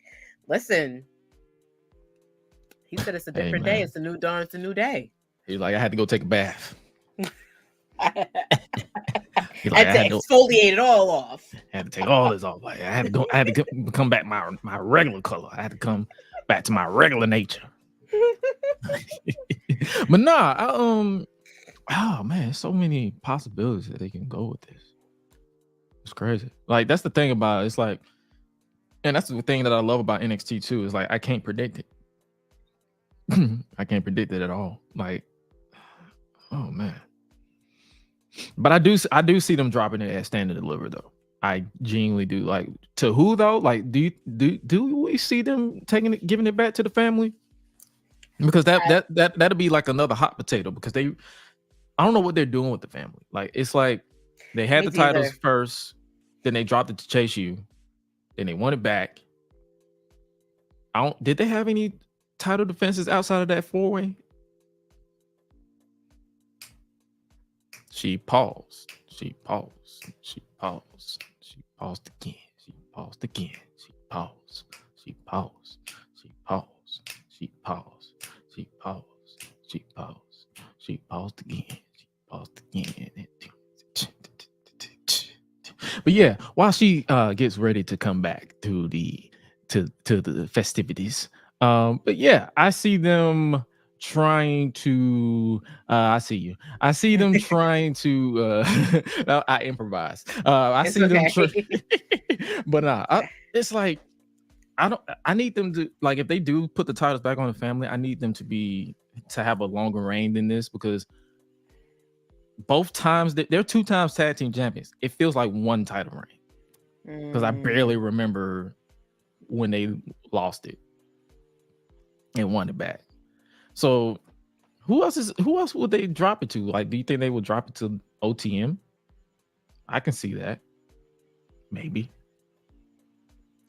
I can't see Braun Breaker or Baron Corbin, for this matter, being wiped the way that they did the New Day when the New Day won the titles. Because the New Day didn't even have I think the New Day won those titles in a flash to make up for the title for the Usos going over their title reign. So I feel like that was my theory. I think that the Usos weren't supposed to go as far as they did with the undisputed titles, and it hurt the New Day. So to make up with the New Day, they gave them the NXT Tag Team Championships, which I was like, that's not a smart call, because now they got to drop it to somebody and they end up dropping it to Gallus. I don't want to see that happen again, because I don't think that's fair to the tag teams on NXT. I think those tag teams work really hard to create chemistry. Like, not a lot of them, we have to understand, like, not a lot of them are put together with chemistry. They're put together because based on how they looked. And then they have to build that chemistry.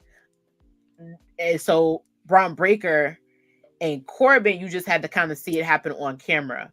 But you have tag teams that have actually, like, established themselves long enough to be a tag team. Out the mud, I feel like not going to happen anytime soon. I feel like a little bit down the road, probably Heat Wave. They need more time to build, because they lost to the family heavy. That's a heavy loss to them. For them to be a new faction, to go up against a faction that's been there a long time, to get squashed like that in a pay-per-view, you're going to have to build it a little bit longer than that before you just say, here you go, here's the tag team belts. I think... I'm about to say, I see Patrick's prediction. He was like, I'm about to break his heart in a second, because Yeah, I'm about to break his heart in a second. Okay. I think Hake and Tank needs to be on Level Up a little bit more, because they've had level up matches, but they haven't been much. I think that No Quarter Catch Crew, if they pick 2 of their best guys, I think they can probably beat NXT Tag Team Champions. I think they're gonna give it to and I don't want to do this because I hate doing that. William Regal's son, Charles Dempsey. And Drew Gulak will probably be the top 2 contenders to out that. If they want to try and do something Undisputed Era like, they'll do that with No Quarter Catch Crew, because there's only 4 teams out there that don't need reinforcement from any woman or anything. I think they're going to frame towards that. Out the mud, more down the line, I think the family be a 2-time NXT champions before they go to main roster as well. And I want to break what's the name's heart about this is because Idris Elfort is injured. Mm-hmm. He's out for at least 6 months, so we don't know when that's going to happen. It's not going to happen at Stand Deliver though. Braun Breaker going for the U.S. Championship. I mean, if he's on SmackDown, he's not touching that world title. I'm sorry. God no. He's not touching the Intercontinental Championship now either. Yeah, because he's on SmackDown. Damn. So I guess he gonna spear US Logan title. Paul back to YouTube. Jesus Christ. If that's happening at WrestleMania, I'm glad I'm sitting where I'm sitting. That's all I gotta say about that. I'm gonna be sitting there like, You got one of them. We'll see come in Elimination Chamber, because I feel like whoever eliminates Logan in the chamber is going to be his WrestleMania opponent. That too. I think, but where does who I'm not worried about Braun Breaker so much, because they already see, like, they saw that boy go up against again Carmelo Hayes, and they looked at them the way that they looked at them like two well-oiled cars in a race together. Like, they look forward to them always in the race together. So I'm not worried. I'm never going to be worried about a Carmelo Hayes or a Braun Breaker or a Trick Williams or Roxanne Perez or Lola. I'm not going to be worried about none of them.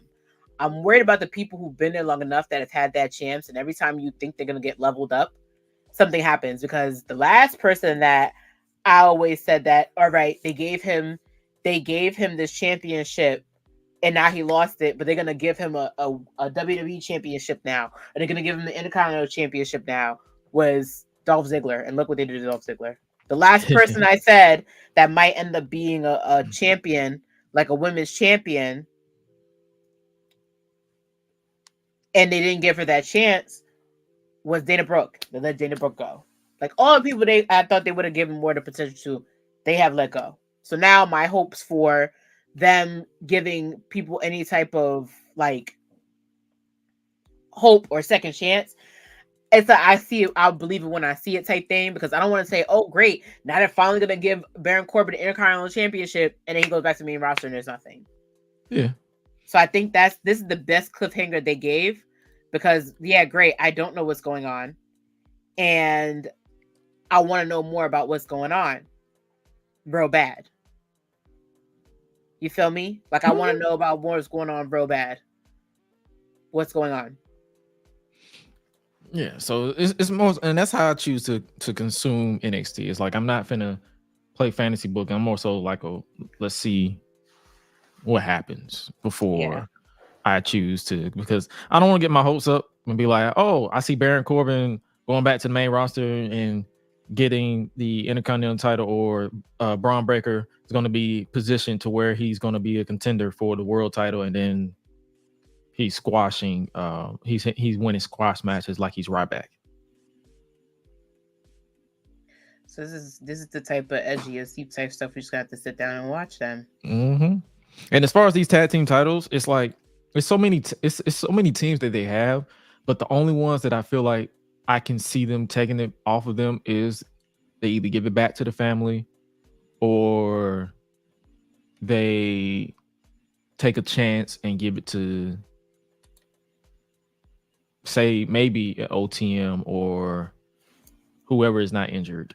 It's like tag team names are slipping my brain right now. OTM is really it. I mean, I don't think Nathan Frazier and Axiom are going to be tag teams for a while. I think they're just stuck together right now. Yeah, because they both can flip. Yeah. It's just like. But that's like, what you see what I mean now, though. But you see where I'm getting with that. Like, you sticking people together that just literally, you just putting them wherever you want, and I feel that, but I don't like that too much. This is true. Yeah, I don't like too much of it. Let's. But yeah, we'll see how they do. See what happens. That's the thing about NXT too. It's like, we'll just wait and see what they do. What do you think they're gonna do with Rich Holland? Because he had a whole gauntlet match. Like, if they're not trying to make me feel bad for him now, I'm really starting to be like, well, goddamn, like, what do he got to do to prove? Point.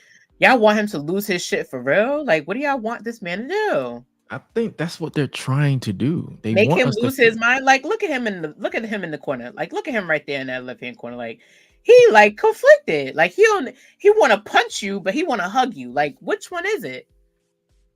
I think here's my thing. I think that's what they're going. They want you to feel bad for him. But in my case, this is a case where I don't. I don't know how to explain it. It's like I don't feel bad. It's like they want him to. They want him. They're basically taking the spin on how people perceive him in real life. Whether it's being he's unsafe, he's an injury, he's giving people injury, he's injury prone, like, or he's injury giving prone, like he hurts you if you faces him.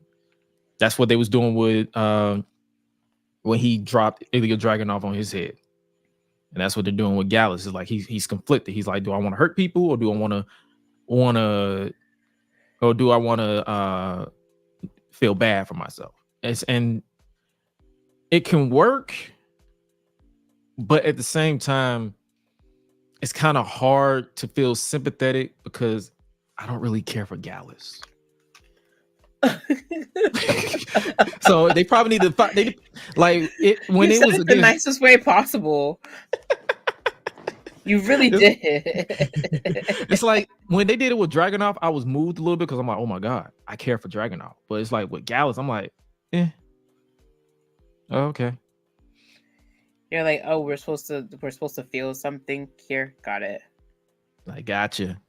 Oh no, like you get that that nonchalant. Oh no.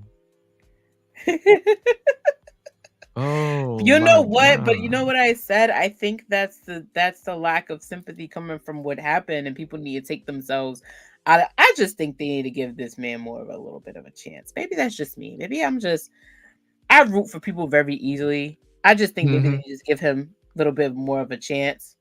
And my thing is, it's like, and I hate going back to social media, but when that thing happened with Big E, when Big E himself said he was one of the first people that apologized, I'm like, that lets me know all I need to know. I'm not out here trying to call for this man to get fired or none of that stuff. Like, I'm open, like just like with Lexus King, I'm open to giving me a reason to root for Ridge. It's just I need for this character to work. I need them to have him against people that I actually care for. I do not care for Gallus. Yo, you know what? Okay, now that you put it that way, that makes a lot of sense. They have to be strategic about who they put him against, because in my mind, if I see Gallus getting their butt whooped, I'm cheering Ridge. Like, let's go. So it's like, and then when he dropped, I'm like, bro, what you get mad for? Celebrate. What you conflicted for? You just whooped these 3 bums' butt. Let's do it. You know what's crazy? But here's the thing, like, But I'm not supposed to feel that way. That's the funny thing about it. Yeah. But not for nothing, I don't feel bad for Ridge either. Because it's like, this is us. All right. And we could blame it on the whole, we got to get used to him being in a singles type of situation by himself. But it's just like, no, it's just him. It's the character. It's him. Like, we've seen enough. I lift things up and put them down people for me not to feel bad or sympathetic for let's put things up and lift things down person again. Like, I can't go through this. There's enough of them. I don't feel bad for this one. Yeah. And it sounds real mean. I don't. You just you said it nicer than I did, so like you gave me a whole interview, and I was like, okay, we kind of get why you feel guilty. I know, but I'm still not there yet. It's gotta be let's see what happens. I feel like that interview should have been like, I feel guilty, but here's my redemption. Yeah, he should have just pointed out that he had a redemption. But he didn't do that. He again just like complained about. He just like gave us a sob story about why he's not the bad guy. Like, but you used to be a bad guy, but you had to castrate yourself. That sounds like a personal problem. Still not convinced. Still not there. I'm sorry.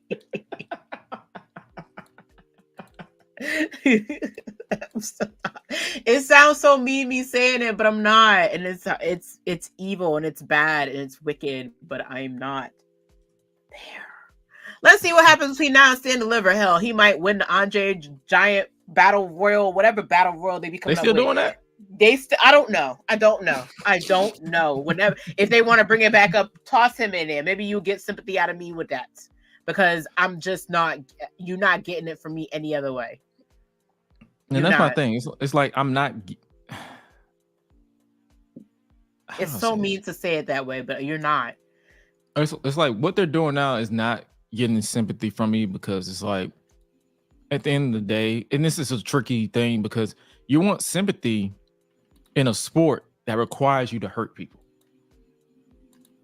So, yeah, let's end that on that note. That's true. Yeah.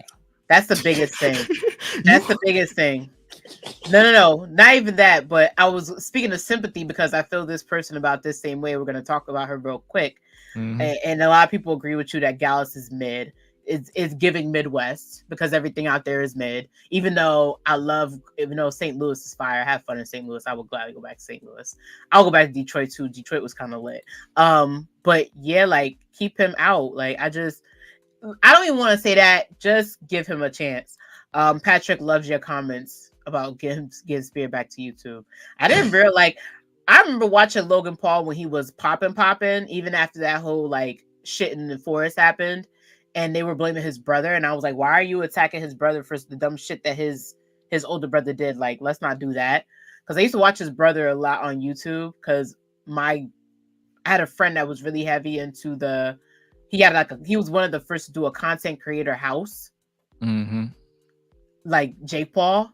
And that was like when they started doing, and then after that, that's when the trend of like content creator house started happening. I always found it fascinating. I used to like, how do they get together and just make content? They just go on social media and do like weird, like it was the first of an era, and he made millions off of that. So that I admire them for that. Do I want to keep seeing him half naked with his belt? Logan, stop it. Your ring talent was good enough. I don't need to see you doing all that. Stop. Yeah, going forward to somebody who you're also not going to get any sympathy out of me from is this one. Like, I don't know what they're doing with Roxanne Perez. It's starting to get real, like, I don't think they're trying to go sympathetic. I think she's just losing her mind over a belt. Mm-hmm. Like, I get it's messed up, right? Like, who was me? I never really lost my belt. Baby, they're not going to take that belt off of who they got it from now and put it on you and just be like, hey, by the way, you know how we told Punk he would have to get his belt back because he never lost it? We're going to run the same thing with you. We're going to have two belts here. They're not doing that with you either, baby girl. You had to drop that title because you got hurt. Because you got kicked so hard. You got kicked so hard. And then what really grinds my gears is that Sean let you have a contender match to get your belts back, and you lost that. So I thought you would drop it. You didn't drop it. So now, my thing is, you was in a ladder match to win. You was in a ladder match to get it back, and you lost it to your friend, to Indy. We now we with that. We thought we was gonna let that go. No, Sis comes back with the still. I'm gonna get my belt back that I never lost in the first place. And I'm like, if that's your angle, it's kind of true. I'm all right. I'm gonna stick with it. We at the point where now 4 different people have had your belt, and you still on this whole, I'm gonna come and get the belt that I never lost in the first place. Sis, girl, baby, water is wet. You hear me? Let me take this off of me. Water is wet and dirt is brown and rocks are hard. We get it. Like, we understand. What else? You're not getting this belt back yet. So what? It's fine. There's no more, like, and I always give her credit where it's due, because she's been through a lot. You were the tag team championship with your best friend.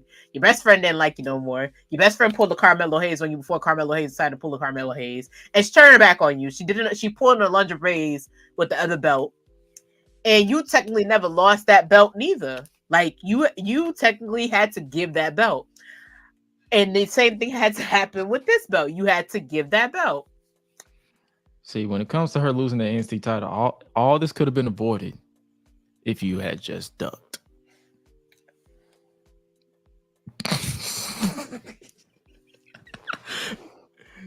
just duck. Gotta be quicker than that.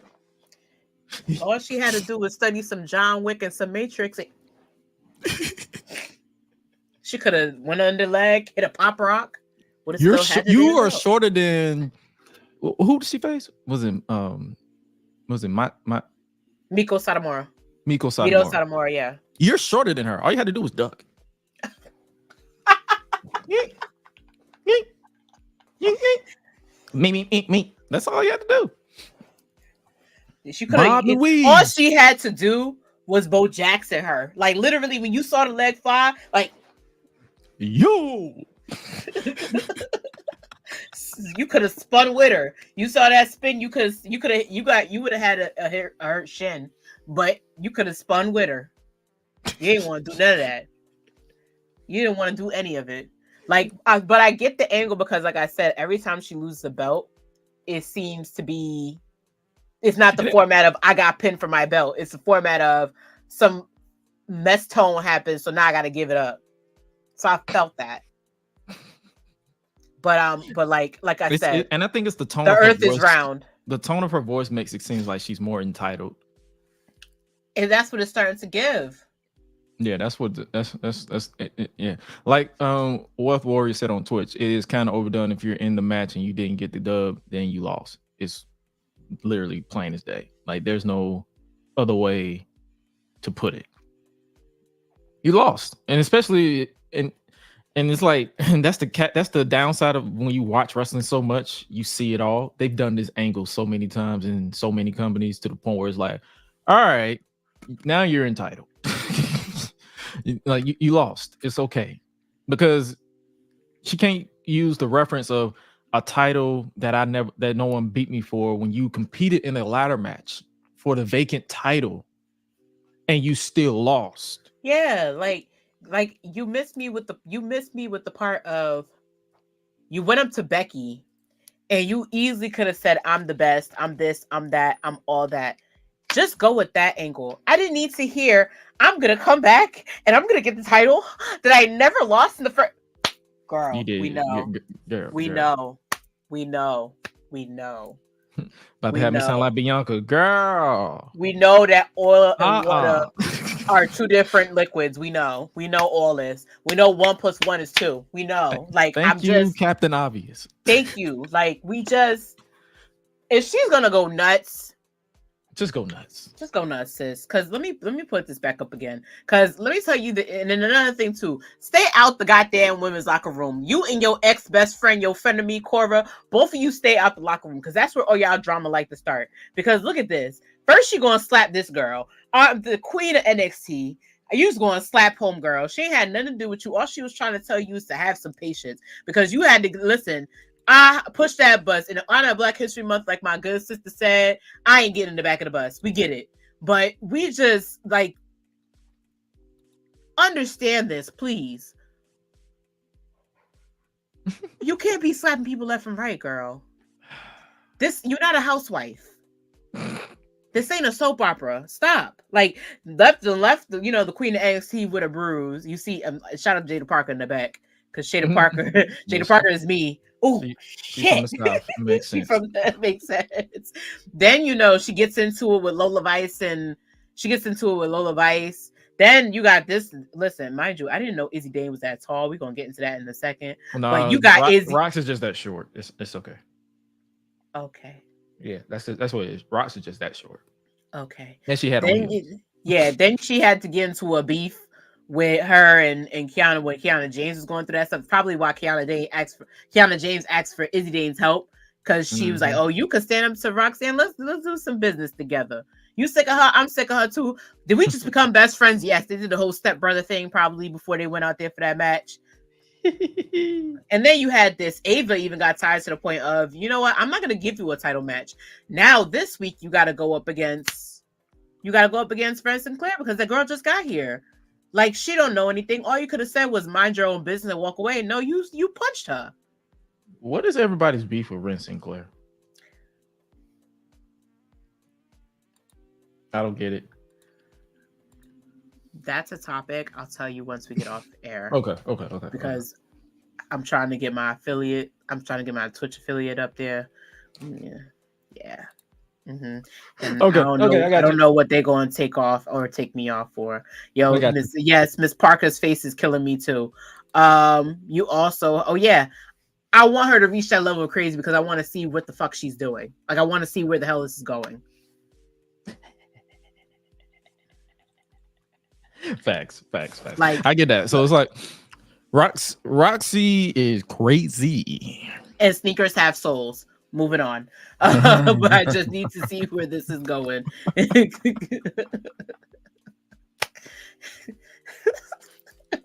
Oh man. That stinks. What else do you want? Like, I don't like. Speaking of, let's get into somebody on a positive note. Let's get into somebody who I want to talk about who's a little bit more positive. We're gonna let you, Josh, dive into your thoughts about her, and then we could end the show. Well, somebody I'm more excited about. We're gonna get into Level Up real quick. The debut of our guy. Yay. Finally debuted. Hey. Hey. We talking about my boy. My guy. We all know his name is Javon. We're gonna go on by his NXT name, even though his mama named him Jay. I'm gonna name him Jay, but we're gonna go by him as Javon Evans here on NXT now on WWE. Signed, he is now officially the youngest NXT superstar on the brand. He's 19 years old. The young OG. Young OG. He had a match with the Broken Up. Oh, and we're gonna get into that angle too because apparently him and his former tag team partner are dancing tonight. Mm-hmm. But before that, he warmed up by going against Javon Evans, which is, I don't know what they're doing with him. I'm worried about him. Who that? Who you talking about? Jensen. Or what they're doing? He's trying to find his. He's trying to find his confidence. Right. Since he broke up, because he broke up. The team broke up because of on his idea. Fallon is seeing some success. Briggs turned heel, so he's seeing some success, and he's like struggling. He's like, damn. Like, I feel like since we broke up, I don't know what I'm doing with my life. And Briggs embraces inner JBL. That was like, which was genius, by the way. Oh yeah, because he looked like he was lost and he was gonna go this face route, and I'm like, bro, what are you doing? You got a recommendation from a wrestling god, from the king of from one of the best heels of the Ruthless Aggression era. And he told you, he was like, you know why I picked you? Like, you're not somebody that's meant to be with other people. Like, you're meant to somebody to grab somebody by the balls. And that's what he did with his former tag team partner, but his tag team partner didn't see it that way. Mm-hmm. But we're going to see how that evolves tonight. But let's talk about this match, because this was one of the good match. And I tell this to people who if you've never, like, I know the trend of today's Twitter world is, oh, if I ask who is this, like, are you going to gatekeep? I am not going to gatekeep. I'm going to tell you absolutely not. I am going to tell you this right here, right now. If you don't know who Javon Evans is, look up Deadlock Pro Wrestling. He is a former DPW world champion. So if he was trusted enough to be a top dog there at such a young age, that kid is the absolute truth. Like, I don't say, like, me on Twitter, for those of you who follow me on Twitter know, I don't give praise to just anybody. Mm-hmm. I don't tell anybody that, oh, this kid is up next. This kid's like, I will put my whole entire name on brand for this kid to be up next, because he's talented. Like, he's literally multi-talented, because if for those of you who don't know, one time he had a match for DPW, and the owners actually said this on their podcast. He literally won a track meet at school, and went to have a wrestling match for about 20-30 minutes. Wow. So he's dedicated to it. Well, for starters, but his head is on the shoulder. And I always tell people, look up Deadlock Pro Wrestling because I've had, when we was hyping up the match, because he was like, oh my God, that boy bouncy. Dude, when I heard him say, oh my God, I said, they let him do that? I was like, yes. I was so excited because I remember his match with Chris Bay. That was the match that exposed me to him. Mm-hmm. Like the match with him and Chris Bay, and it was funny because I think it was Florida. I think it was Florida. Is it Florida? Is it WPD? I have to find that match. I've sent it to you on YouTube or something. Yes. No. It was F something. I have to find that match. FPW probably. Yeah. No. Yeah. No. Yes. Yeah. Oh. Something around that. Because literally, like, I'm watching him against Chris Bay, and they were even saying that he went to a clinic with Chris Bay, and Chris Bay got on Twitter and saw that he debuted in WWE, and actually said, like, that's my boy. And I was like, oh man, like, because that's the match that exposed me to him. And then when I'm hearing this kid get signed at 19, I'm like, the last person that had that much hype was Paige. Mm-hmm. And I'm trying to tell you, this kid has his head on his shoulders. Like, I'm not throwing shade at nobody. I'm just saying, like, this kid has his head on his shoulders from my experience. And I know people who know him personally, and every last one of them will literally hype him up to the point where it's like, bro, I'm not hyping him up just to say he's a good wrestler. It's the fact that given the right training and the right time with him, I can say by 24, that kid they can shape an entire brand around that kid. He's 19 now. That's I'm exciting. That's like exciting. he's that talented. Like, and it's like what you saw on Level Up is half of what that man can do. If they let him adopt the mallet, this is what he called in the indies, the mallet cutter. It was basically his own version of the cutter, but the way that he hits it, he, instead of hitting it just like a basic cutter, that brother floats before he connects. So by the time, one time he hit a cutter from, one time he dived from the balcony into the ring, and by the time he got halfway to the ring, he was still floating, and then he did the crossbody. I said, "What the explicit? What the hell?" That was literally me watching it, and it's like the way that he hits the cutter. If they put him up against Randy Orton in the future, Randy gonna be like, "Oh goddamn, yo, feed him, send him to the moon. I don't care." Oh, trust me, if they let him jump high enough, he'll be at the moon. That's how high he float. He don't jump and then crash. He jumps, floats, then crash. But that's what I'm just saying. Like, if they let him cook a little bit more on Level Up, they got something special with that kid. And they got something special with Briggs and Jensen. Like, I think so too. Especially with the look that they're going. Like, he got that old school look, the whole Southern wrestling look.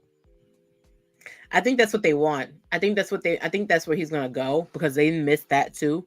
That element of, we want some of the old school back. We don't want too much of it back. He could be that X Factor, and it'll work. Mm-hmm. I agree, because that's what NXT's for. It's to find your version of X Factor. And that's how I tell people all the time when they ask me about NXT. I'm like, just look at it as if they're trying to find themselves, but don't go in and expecting them to be on your levels of, because by the time they get to Raw and SmackDown, they should already have it figured out. NXT is where they find it out. Right. And it's like, people, like, for example, a lot of people were in discourse because they changed Tiffany Stratton's like theme and her graphics, but that Barbie shit wasn't gonna last. The music might have been different, like the camera stuff might have been different, but at the same time, let her find herself. They would have got sued. They would have got sued to all hell for using that Barbie. That's what I'm saying. Like, like they let her find herself in it first. This girl, and look at that, she's already on her way to her first elimination chamber. Just got to the roster already doing the elimination chamber. Just got to the roster and is already in the elimination chamber.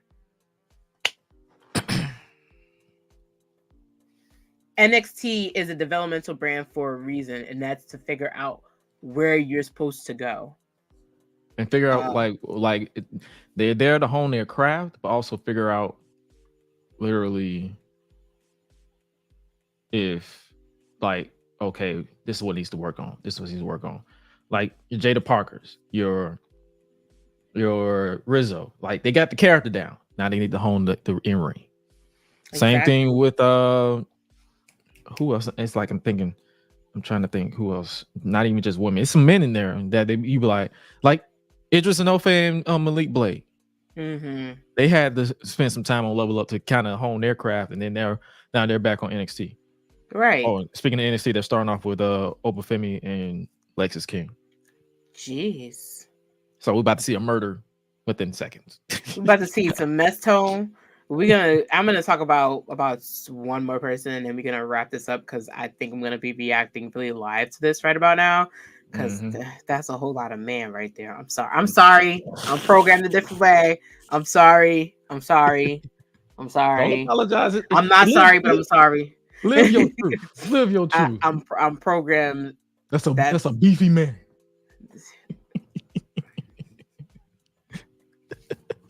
That's a beefy man. It's a ruler. Ooh.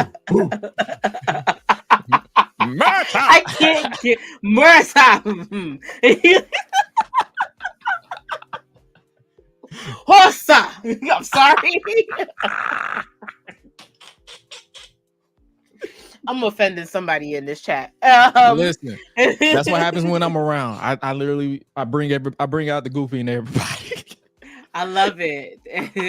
I love it. I'm gonna talk to P and Krista about a Thirsty Thursday because you, sir. Oh Lord. We're gonna run it by. We're gonna see what happens. But another person, speaking of somebody with good vibes, I'm gonna talk about this girl. I'm gonna talk about Brinley Reese for a second. Thea Hill on like 3 Bang energy drinks. Listen, imagine them as a tag team, bro. What? The Kabuki Warriors that start screaming affinities in Japanese, bro. Like, imagine them girls in a tag team on the main roster. Just imagine. Because I'm already seeing the comparison. I'm just going into it. They was like, "Barry, who is this Thea Hill on Juice?" I'm like, that's Brinley.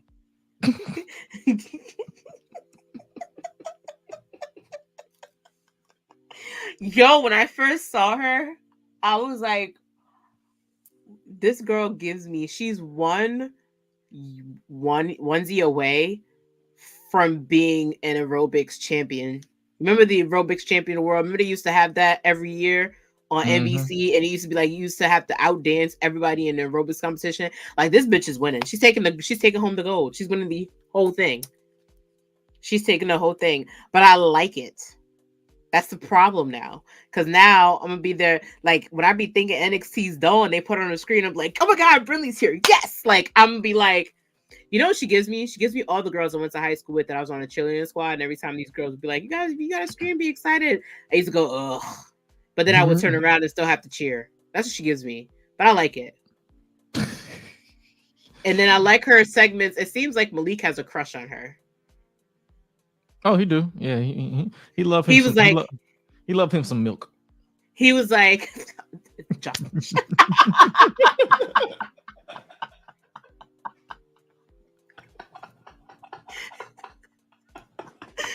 boy needs some milk.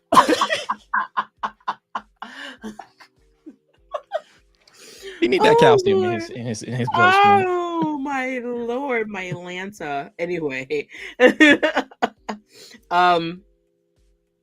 he was so worried about her though. Now that you made me think about that, he was like, she's just lost. Mind you, great match for her and Kiana James, by the way.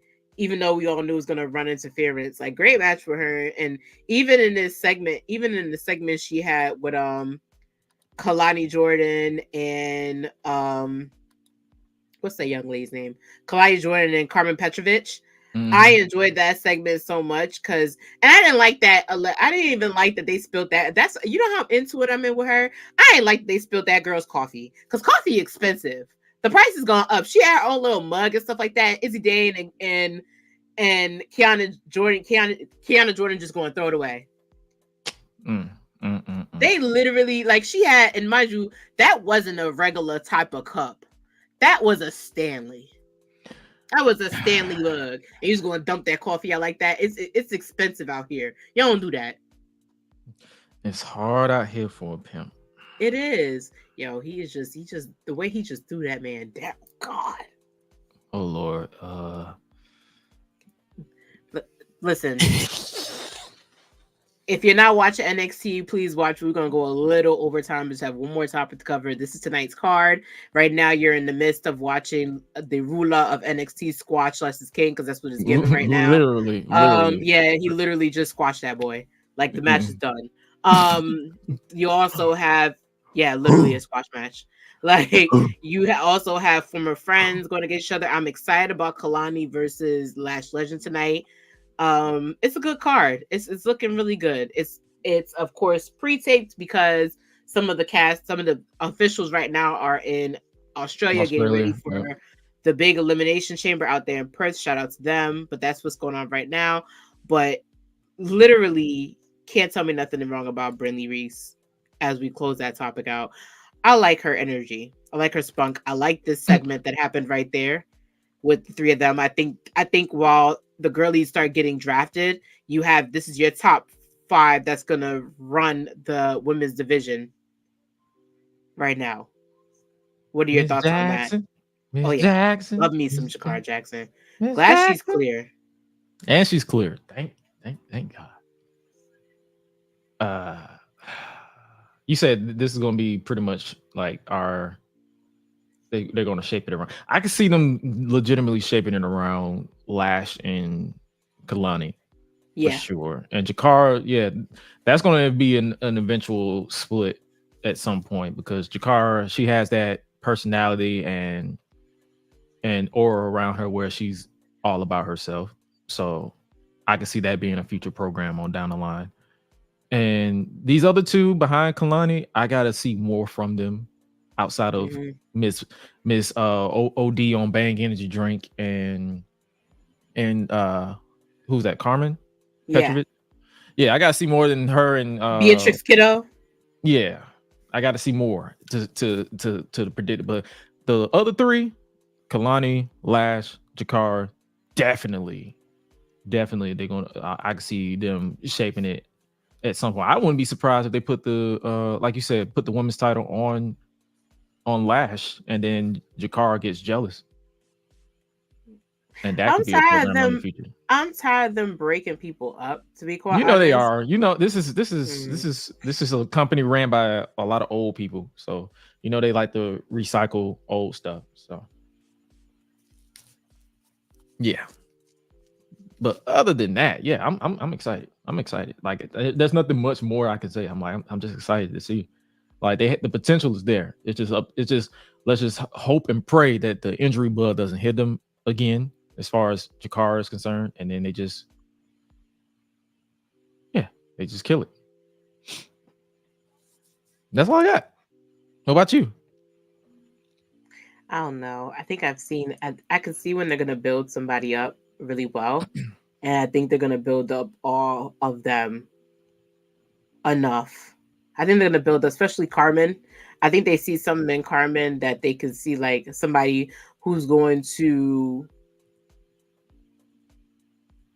I got to see. That's the only person I'm going to say I got to see more from her because she has a lot of fight in her. I mean, she had enough fight in her to go to the next round of the breakout, which that shook me because I thought they were for sure going to give it to Jada Parker, but I said I need to see more from Jada Parker too, and I'm seeing more from Jada Parker. So I just think that if we could see more from Jada Parker, we're definitely going to see more from Karen Petrovich. Same thing with Jakara, because Jakara seems to be on a leg of we're going to see more from her, and something always happens. So I'm waiting for them to separate that from the rest and start giving her more of a chance. Like maybe she needs to do more. I mean, she had a level up match before I started this broadcast. She had a level up match, tag team match with Lash Legend that was actually pretty solid. But I need to see more of her by herself. Facts. Like Kalani, we've seen enough of Kalani. Like Kalani's already had what? 2 pay-per-view, 2 PLE matches, 1 solo, and she had the biggest match, the biggest opportunity match in her career was literally that deadline, which she killed it. But I feel like with her, she's always at the I'm almost there, and then my straws get dropped. I don't want to see that from her so much anymore. I want to see her actually I want to see her actually go the distance and get a fair championship match. That's what I'm tired of seeing. I'm like the deadline, close enough, didn't get it. Blair Davenport, close enough, didn't get it. But she keeps getting these main like breakout tournament, should have won it. Didn't get it. I need to see her go for the dub and go for the championship title for me to be like, all right, this is it. Because you're already showing me that you're already showing me that she's a workhorse. We get it, but can she be a championship workhorse? The way that, and it was the same thing with Lyra. Like I said, I already seen enough of Lyra. I saw enough in Lyra when she was in NXT UK. Unfortunately, she got hurt at her height. That's the difference between the two of them.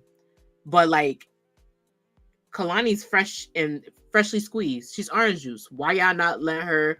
Why y'all not serving her? That's a good You question. feel me? That's a great question.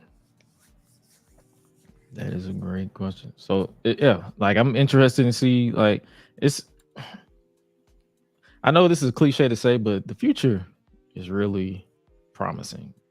Yeah, like Because I was happy. I'm high on everybody there. Yeah, it's like, and the beauty behind the way they got it set up is like you can't predict which way they go.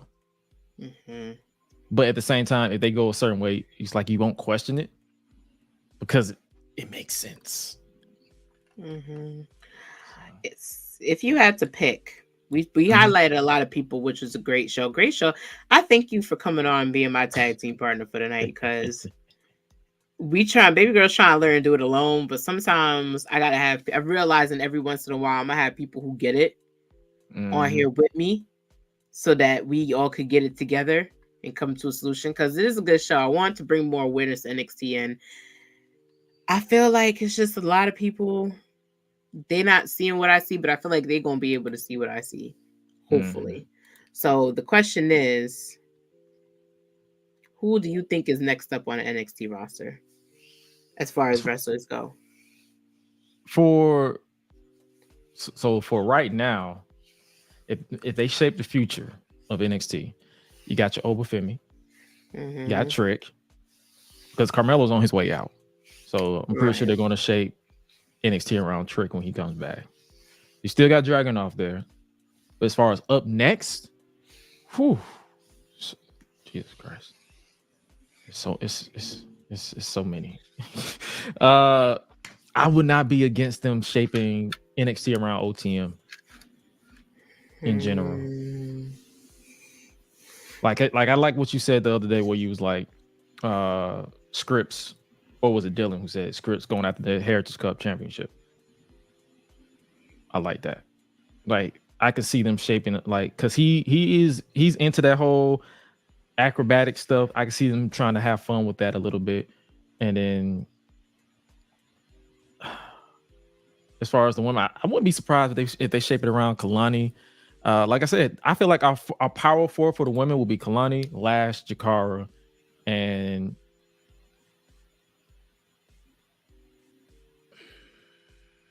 who's that for?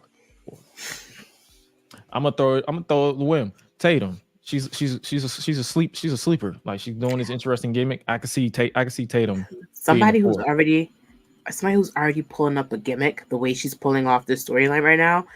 Definitely somebody that I could. Yes, she's definitely on my list. Just for selling this as long as she sold it, because it could have really been one and done after the whole championship. Like, and the fact that Lyra obviously is creeped the hell out, but is literally like, you know what? If I can't get rid of this girl, I'm gonna work around it. And even the storyline is working out for the both of them. Definitely. out the mud for me, 1000%. I think they're my next up. But more specifically,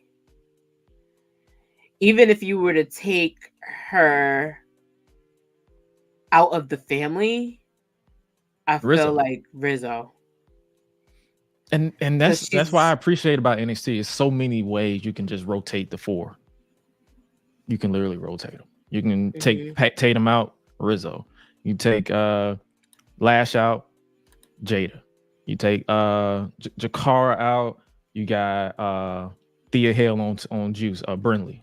It's like even look at this. Like with Rizzo, she's like even when she was coming up and she was like, remember when you took out Tony Sachs to go in, and she was like, yeah, because he deserves it. I had to handle the business. Like I said, girl, I was like, you don't get that accent watching The Sopranos. I'm sorry, you don't get it. Like, so because she ain't a Carmella, she ain't a Adriana, she ain't none of them. She learned how to break balls somewhere else. She got on. She had to. she got on Fulton and West Houston and said, "Yo, show me the ropes, show me a little Italy or something," and hung out with the guys. Like and then even with Tatum, like I wanted this picture specifically. Like, look at how she's selling this. Like, look at how this is being sold. Like, you can't just do this anywhere. And like I said, she had acting lessons. Like, that's acting lessons for me. She spent a lot of time on Level Up. She spent a lot of time with other people because I know before her and Ivy Nile were supposed to be a tag team. I remember that. I remember her and another person were hanging out a lot, and they were supposed to be a tag team. But I waiting to see more from her. I think she's my next up this week.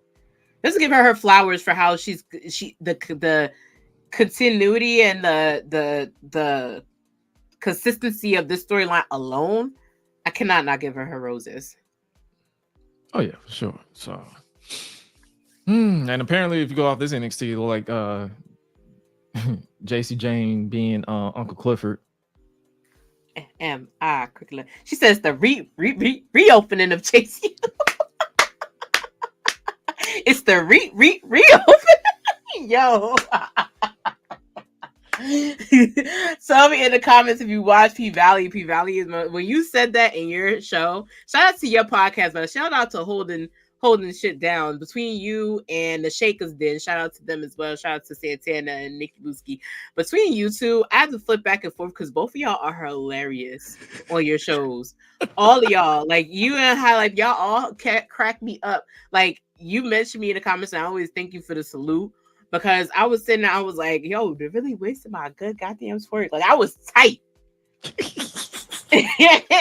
You stuck up for me. But you also bring up some interesting packs. Like, you were like, listen, she out there being Uncle Clifford. And I was like, yo, now that I think about it. It's like, oh, okay, we got beautiful women back here. Yo. We got them in school. We got horny people online that will buy this calendar. Yo, that mind you, that calendar was gone. They gone in 30 minutes. They said it was gone. That thing was gone as soon as they put it up. They saw Jasmine. And it's funny because I followed Jasmine before she even joined NXT. Her name was something else on Twitter. Jade something? And I was like, yeah, Jade something. I was like, oh, they got that girl in WWE now? I said, that's it. And she was just on TV. She was just on TV, yeah. I was like, she's with a guy that I watch because I watch Squid Games on NXT on NXT because I'm watching it. I watched the Squid Games competition on Netflix, and she's dating one of the guys from that show. So when I see him doing, I'm like, wait a minute, what? Like I follow him on Instagram, and then they were on a helicopter ride. I was like, girl, go ahead, but she bad. She another one. Her and Jada Parker sitting in the same limousine because that had her getting signed. Had me looking at Sean like, sir, you and Trips. They talking about where the hell did they find Obafemi? Where these girls coming from?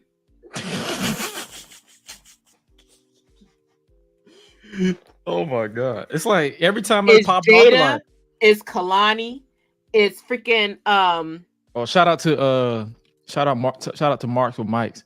He said Kalani reminds him of Maya. She does. She looks just She like does.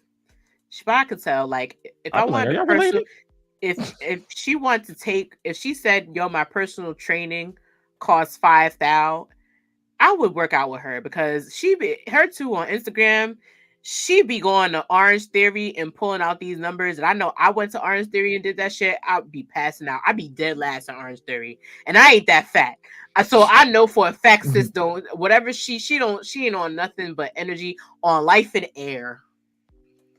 That was my kind of peoples. Because I be going to the gym, shout out to my gym partners, because I be in the gym dying. They be like, "No, you got to get up, you got to go." I be like, "Yeah, because I don't want no punch belly for WrestleMania season, child. Help me."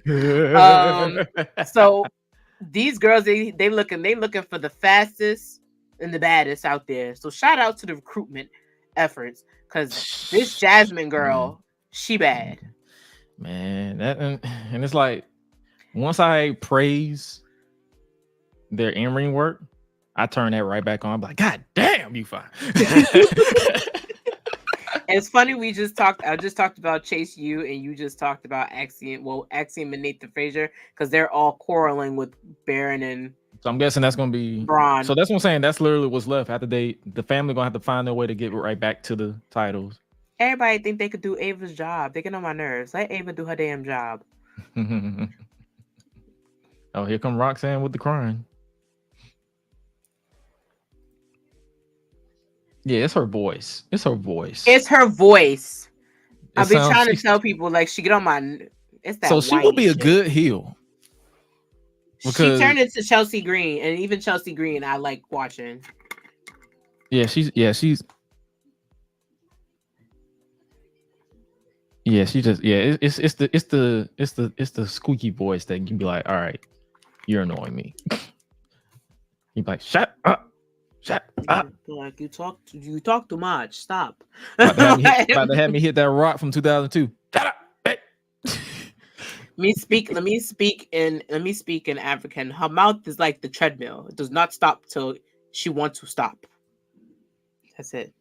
It runs like a treadmill. And then she talking that trash into the camera. I'm like, ma'am, ma'am, who are you speaking to? Who are you talking? Who are you talking? But you know what? If this is her going heel, keep going. Yeah, just keep going. Just give her belt so she can shut the fuck up, because I need to know where else it's going.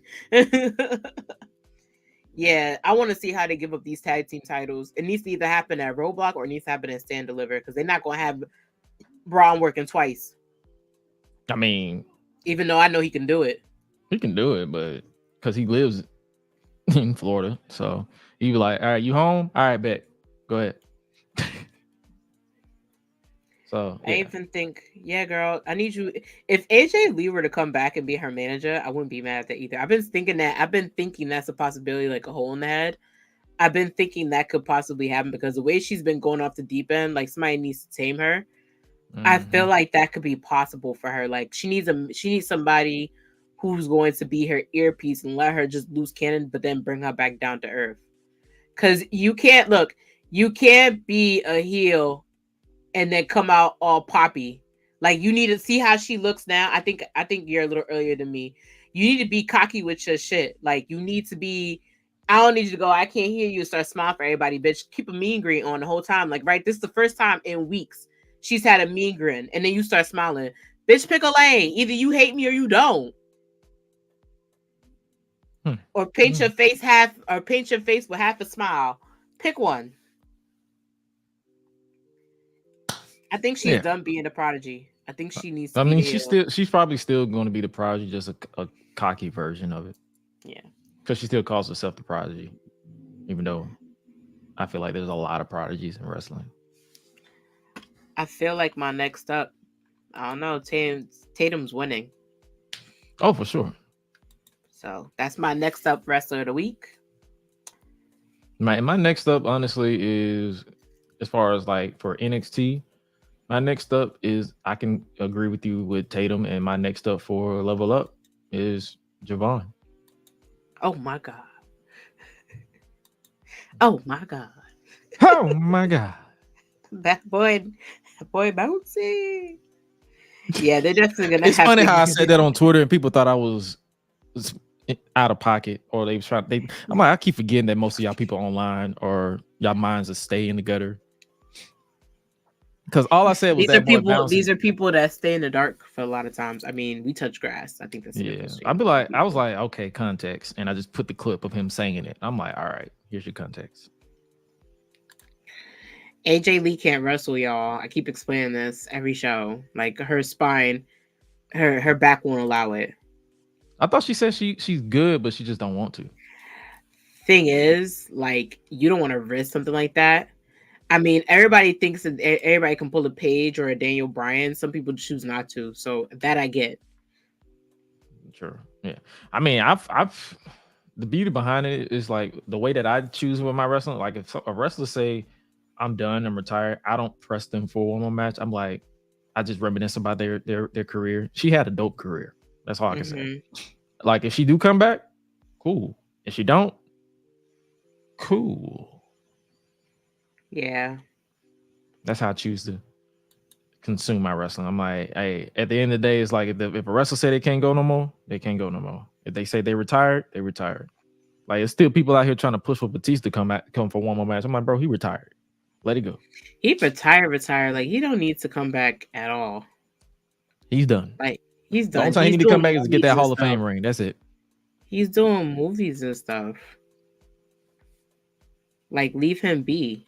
What is this promo with the men deny their truth, many faces, or they're teasing somebody? Everybody thinks it's Okada. I don't think it's Okada. I think it's it was somebody they signed and hasn't come back in a while.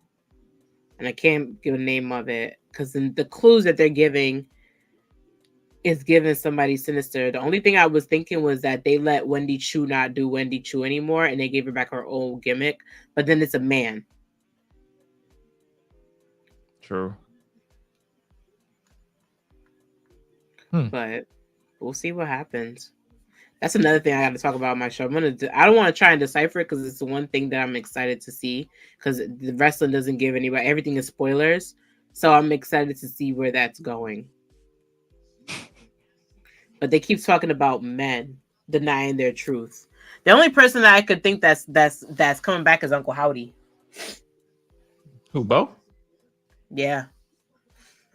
Oh, see, and that red. That's the first thing we've seen is that red breaking spat. Mm-hmm. Who knows, man? It's intriguing. NXT, y'all doing it right. Y'all doing it right. They are. I don't know, not that outfit though, but okay. Yeah, she look like she why do she's trying out? She's like she's working out. Like they look like a tracksuit. Because they did it for Jada Parker, which I understood Jada Parker's to be quite honest. I'm gonna explain the whole Ren Sinclair thing to you, but I don't think that shies away from her talent. I've seen her live. She's very good. She's very, very good. She's very good. Ren Sinclair, well, her former name is Maddie something. I forgot the name. She's very talented. I think Rankenstein or something like that. She's a second generation superstar. Her father is somebody famous, but I think she has good chemistry. Maddie Rinkowski. Yeah, something she did on social media that you know how we are with social media. Yeah. We are the North. Game of Thrones, when they wrote about it, they wrote about black people. They like, oh, black people don't forget nothing you do. So we're gonna call them the North. The North remembers. We just gonna call them. And in North. my case, I partake in cannabis. Okay, so I thank forget you. things a lot. Okay, fair enough. I forget a lot. So it's like, that's why I always laugh when people be like, bro, you don't remember when you said this? I'm like, I ain't gonna lie to you. I don't remember what I said 2 days ago. Sorry about that. Not 2 days ago. Like, I was like, oh yeah. I did say that. My fault. Not 2 days ago. Oh my God. You sound like me now. Jesus Christ. Because I'm such a busybody, I forget things. So I'm like, I You- probably did react You're to a this. busy You don't man. remember. Listen, 15 years of content creating. I wouldn't be surprised if you forgot yesterday's like expiration date. I wouldn't hold it against you. Oh damn, you ain't to punch it that hard. But then again, lick back to lick back. But Josh, anything else you want to dive into before we go? Hey man, if Corey Graves come back to NXT, he doesn't. I think Corey just. Why y'all accepted that want Corey Graves to back so bad? I feel like he just accepted the fact that he's no longer in a wrestler, and he's pretty good at the play-by-play so far. He's great as a play-by-play. I enjoy him.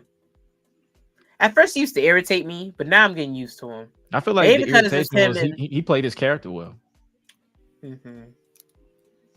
He did. So. Like, the only person who irritates me now more than him is Pat McAfee. Oh Lord, you're not a fan of the? No, he doing too much. He doing way too much. Like, I'm the and mind you, this is coming from me. I'm the heir who puts Paul Heyman on their Mount Rushmore of play-by-play commentary, just because Paul Heyman is the reason why commentary I couldn't hear on my commentary, because the way he used to hype people up and yell couldn't tell me nothing about Paul Heyman. I love me some Paul Heyman.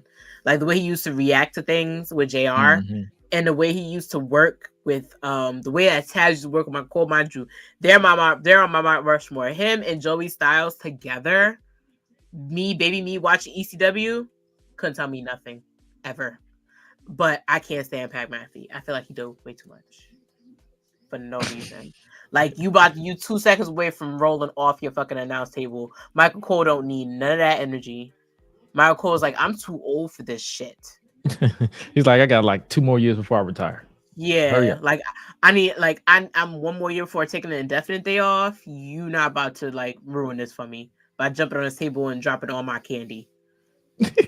I'm about to say he's saying he's like Big Joseph with the candy.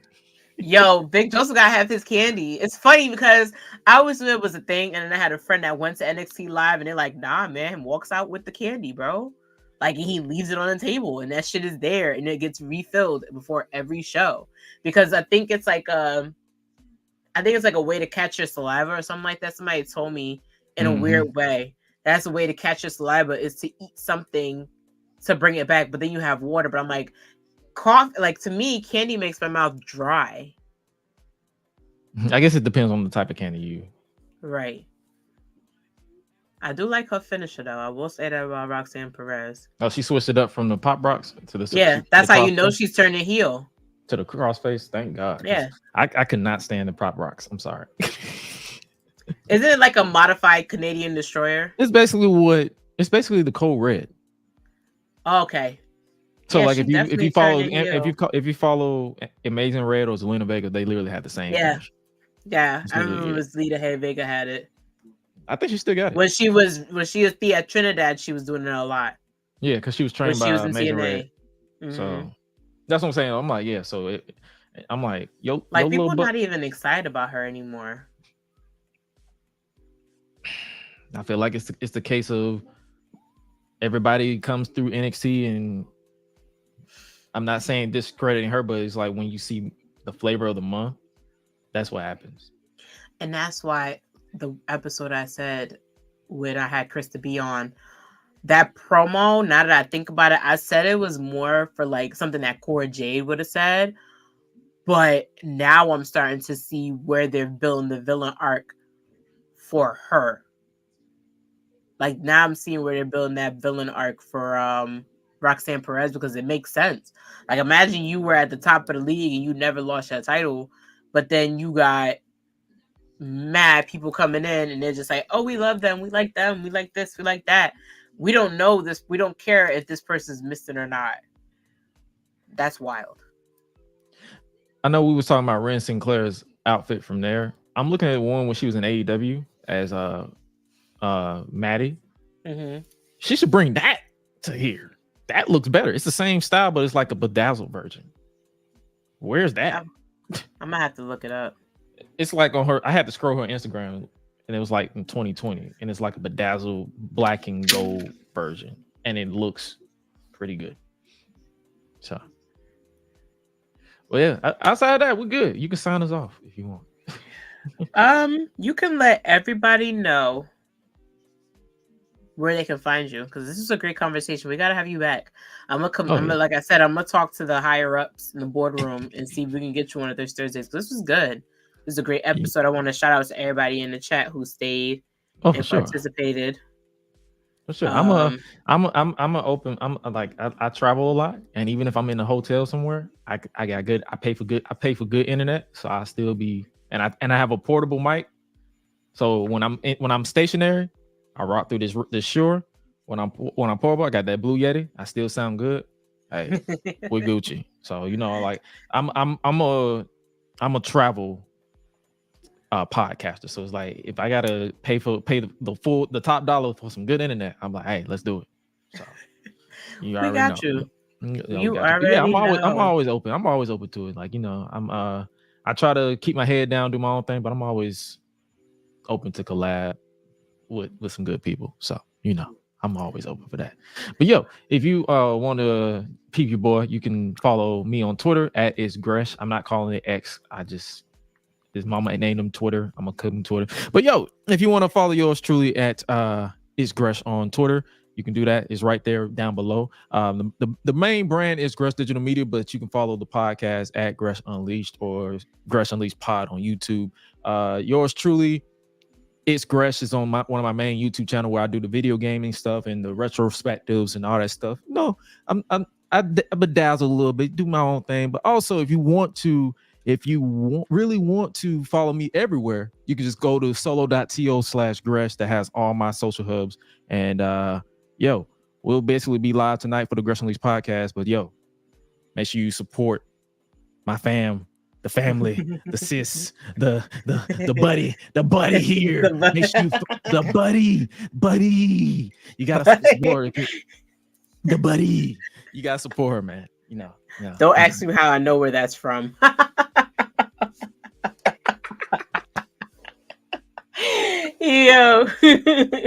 That's how I know I feel like I'm old. But I want to thank Josh for joining us on this edition of Watch What Happens NXT.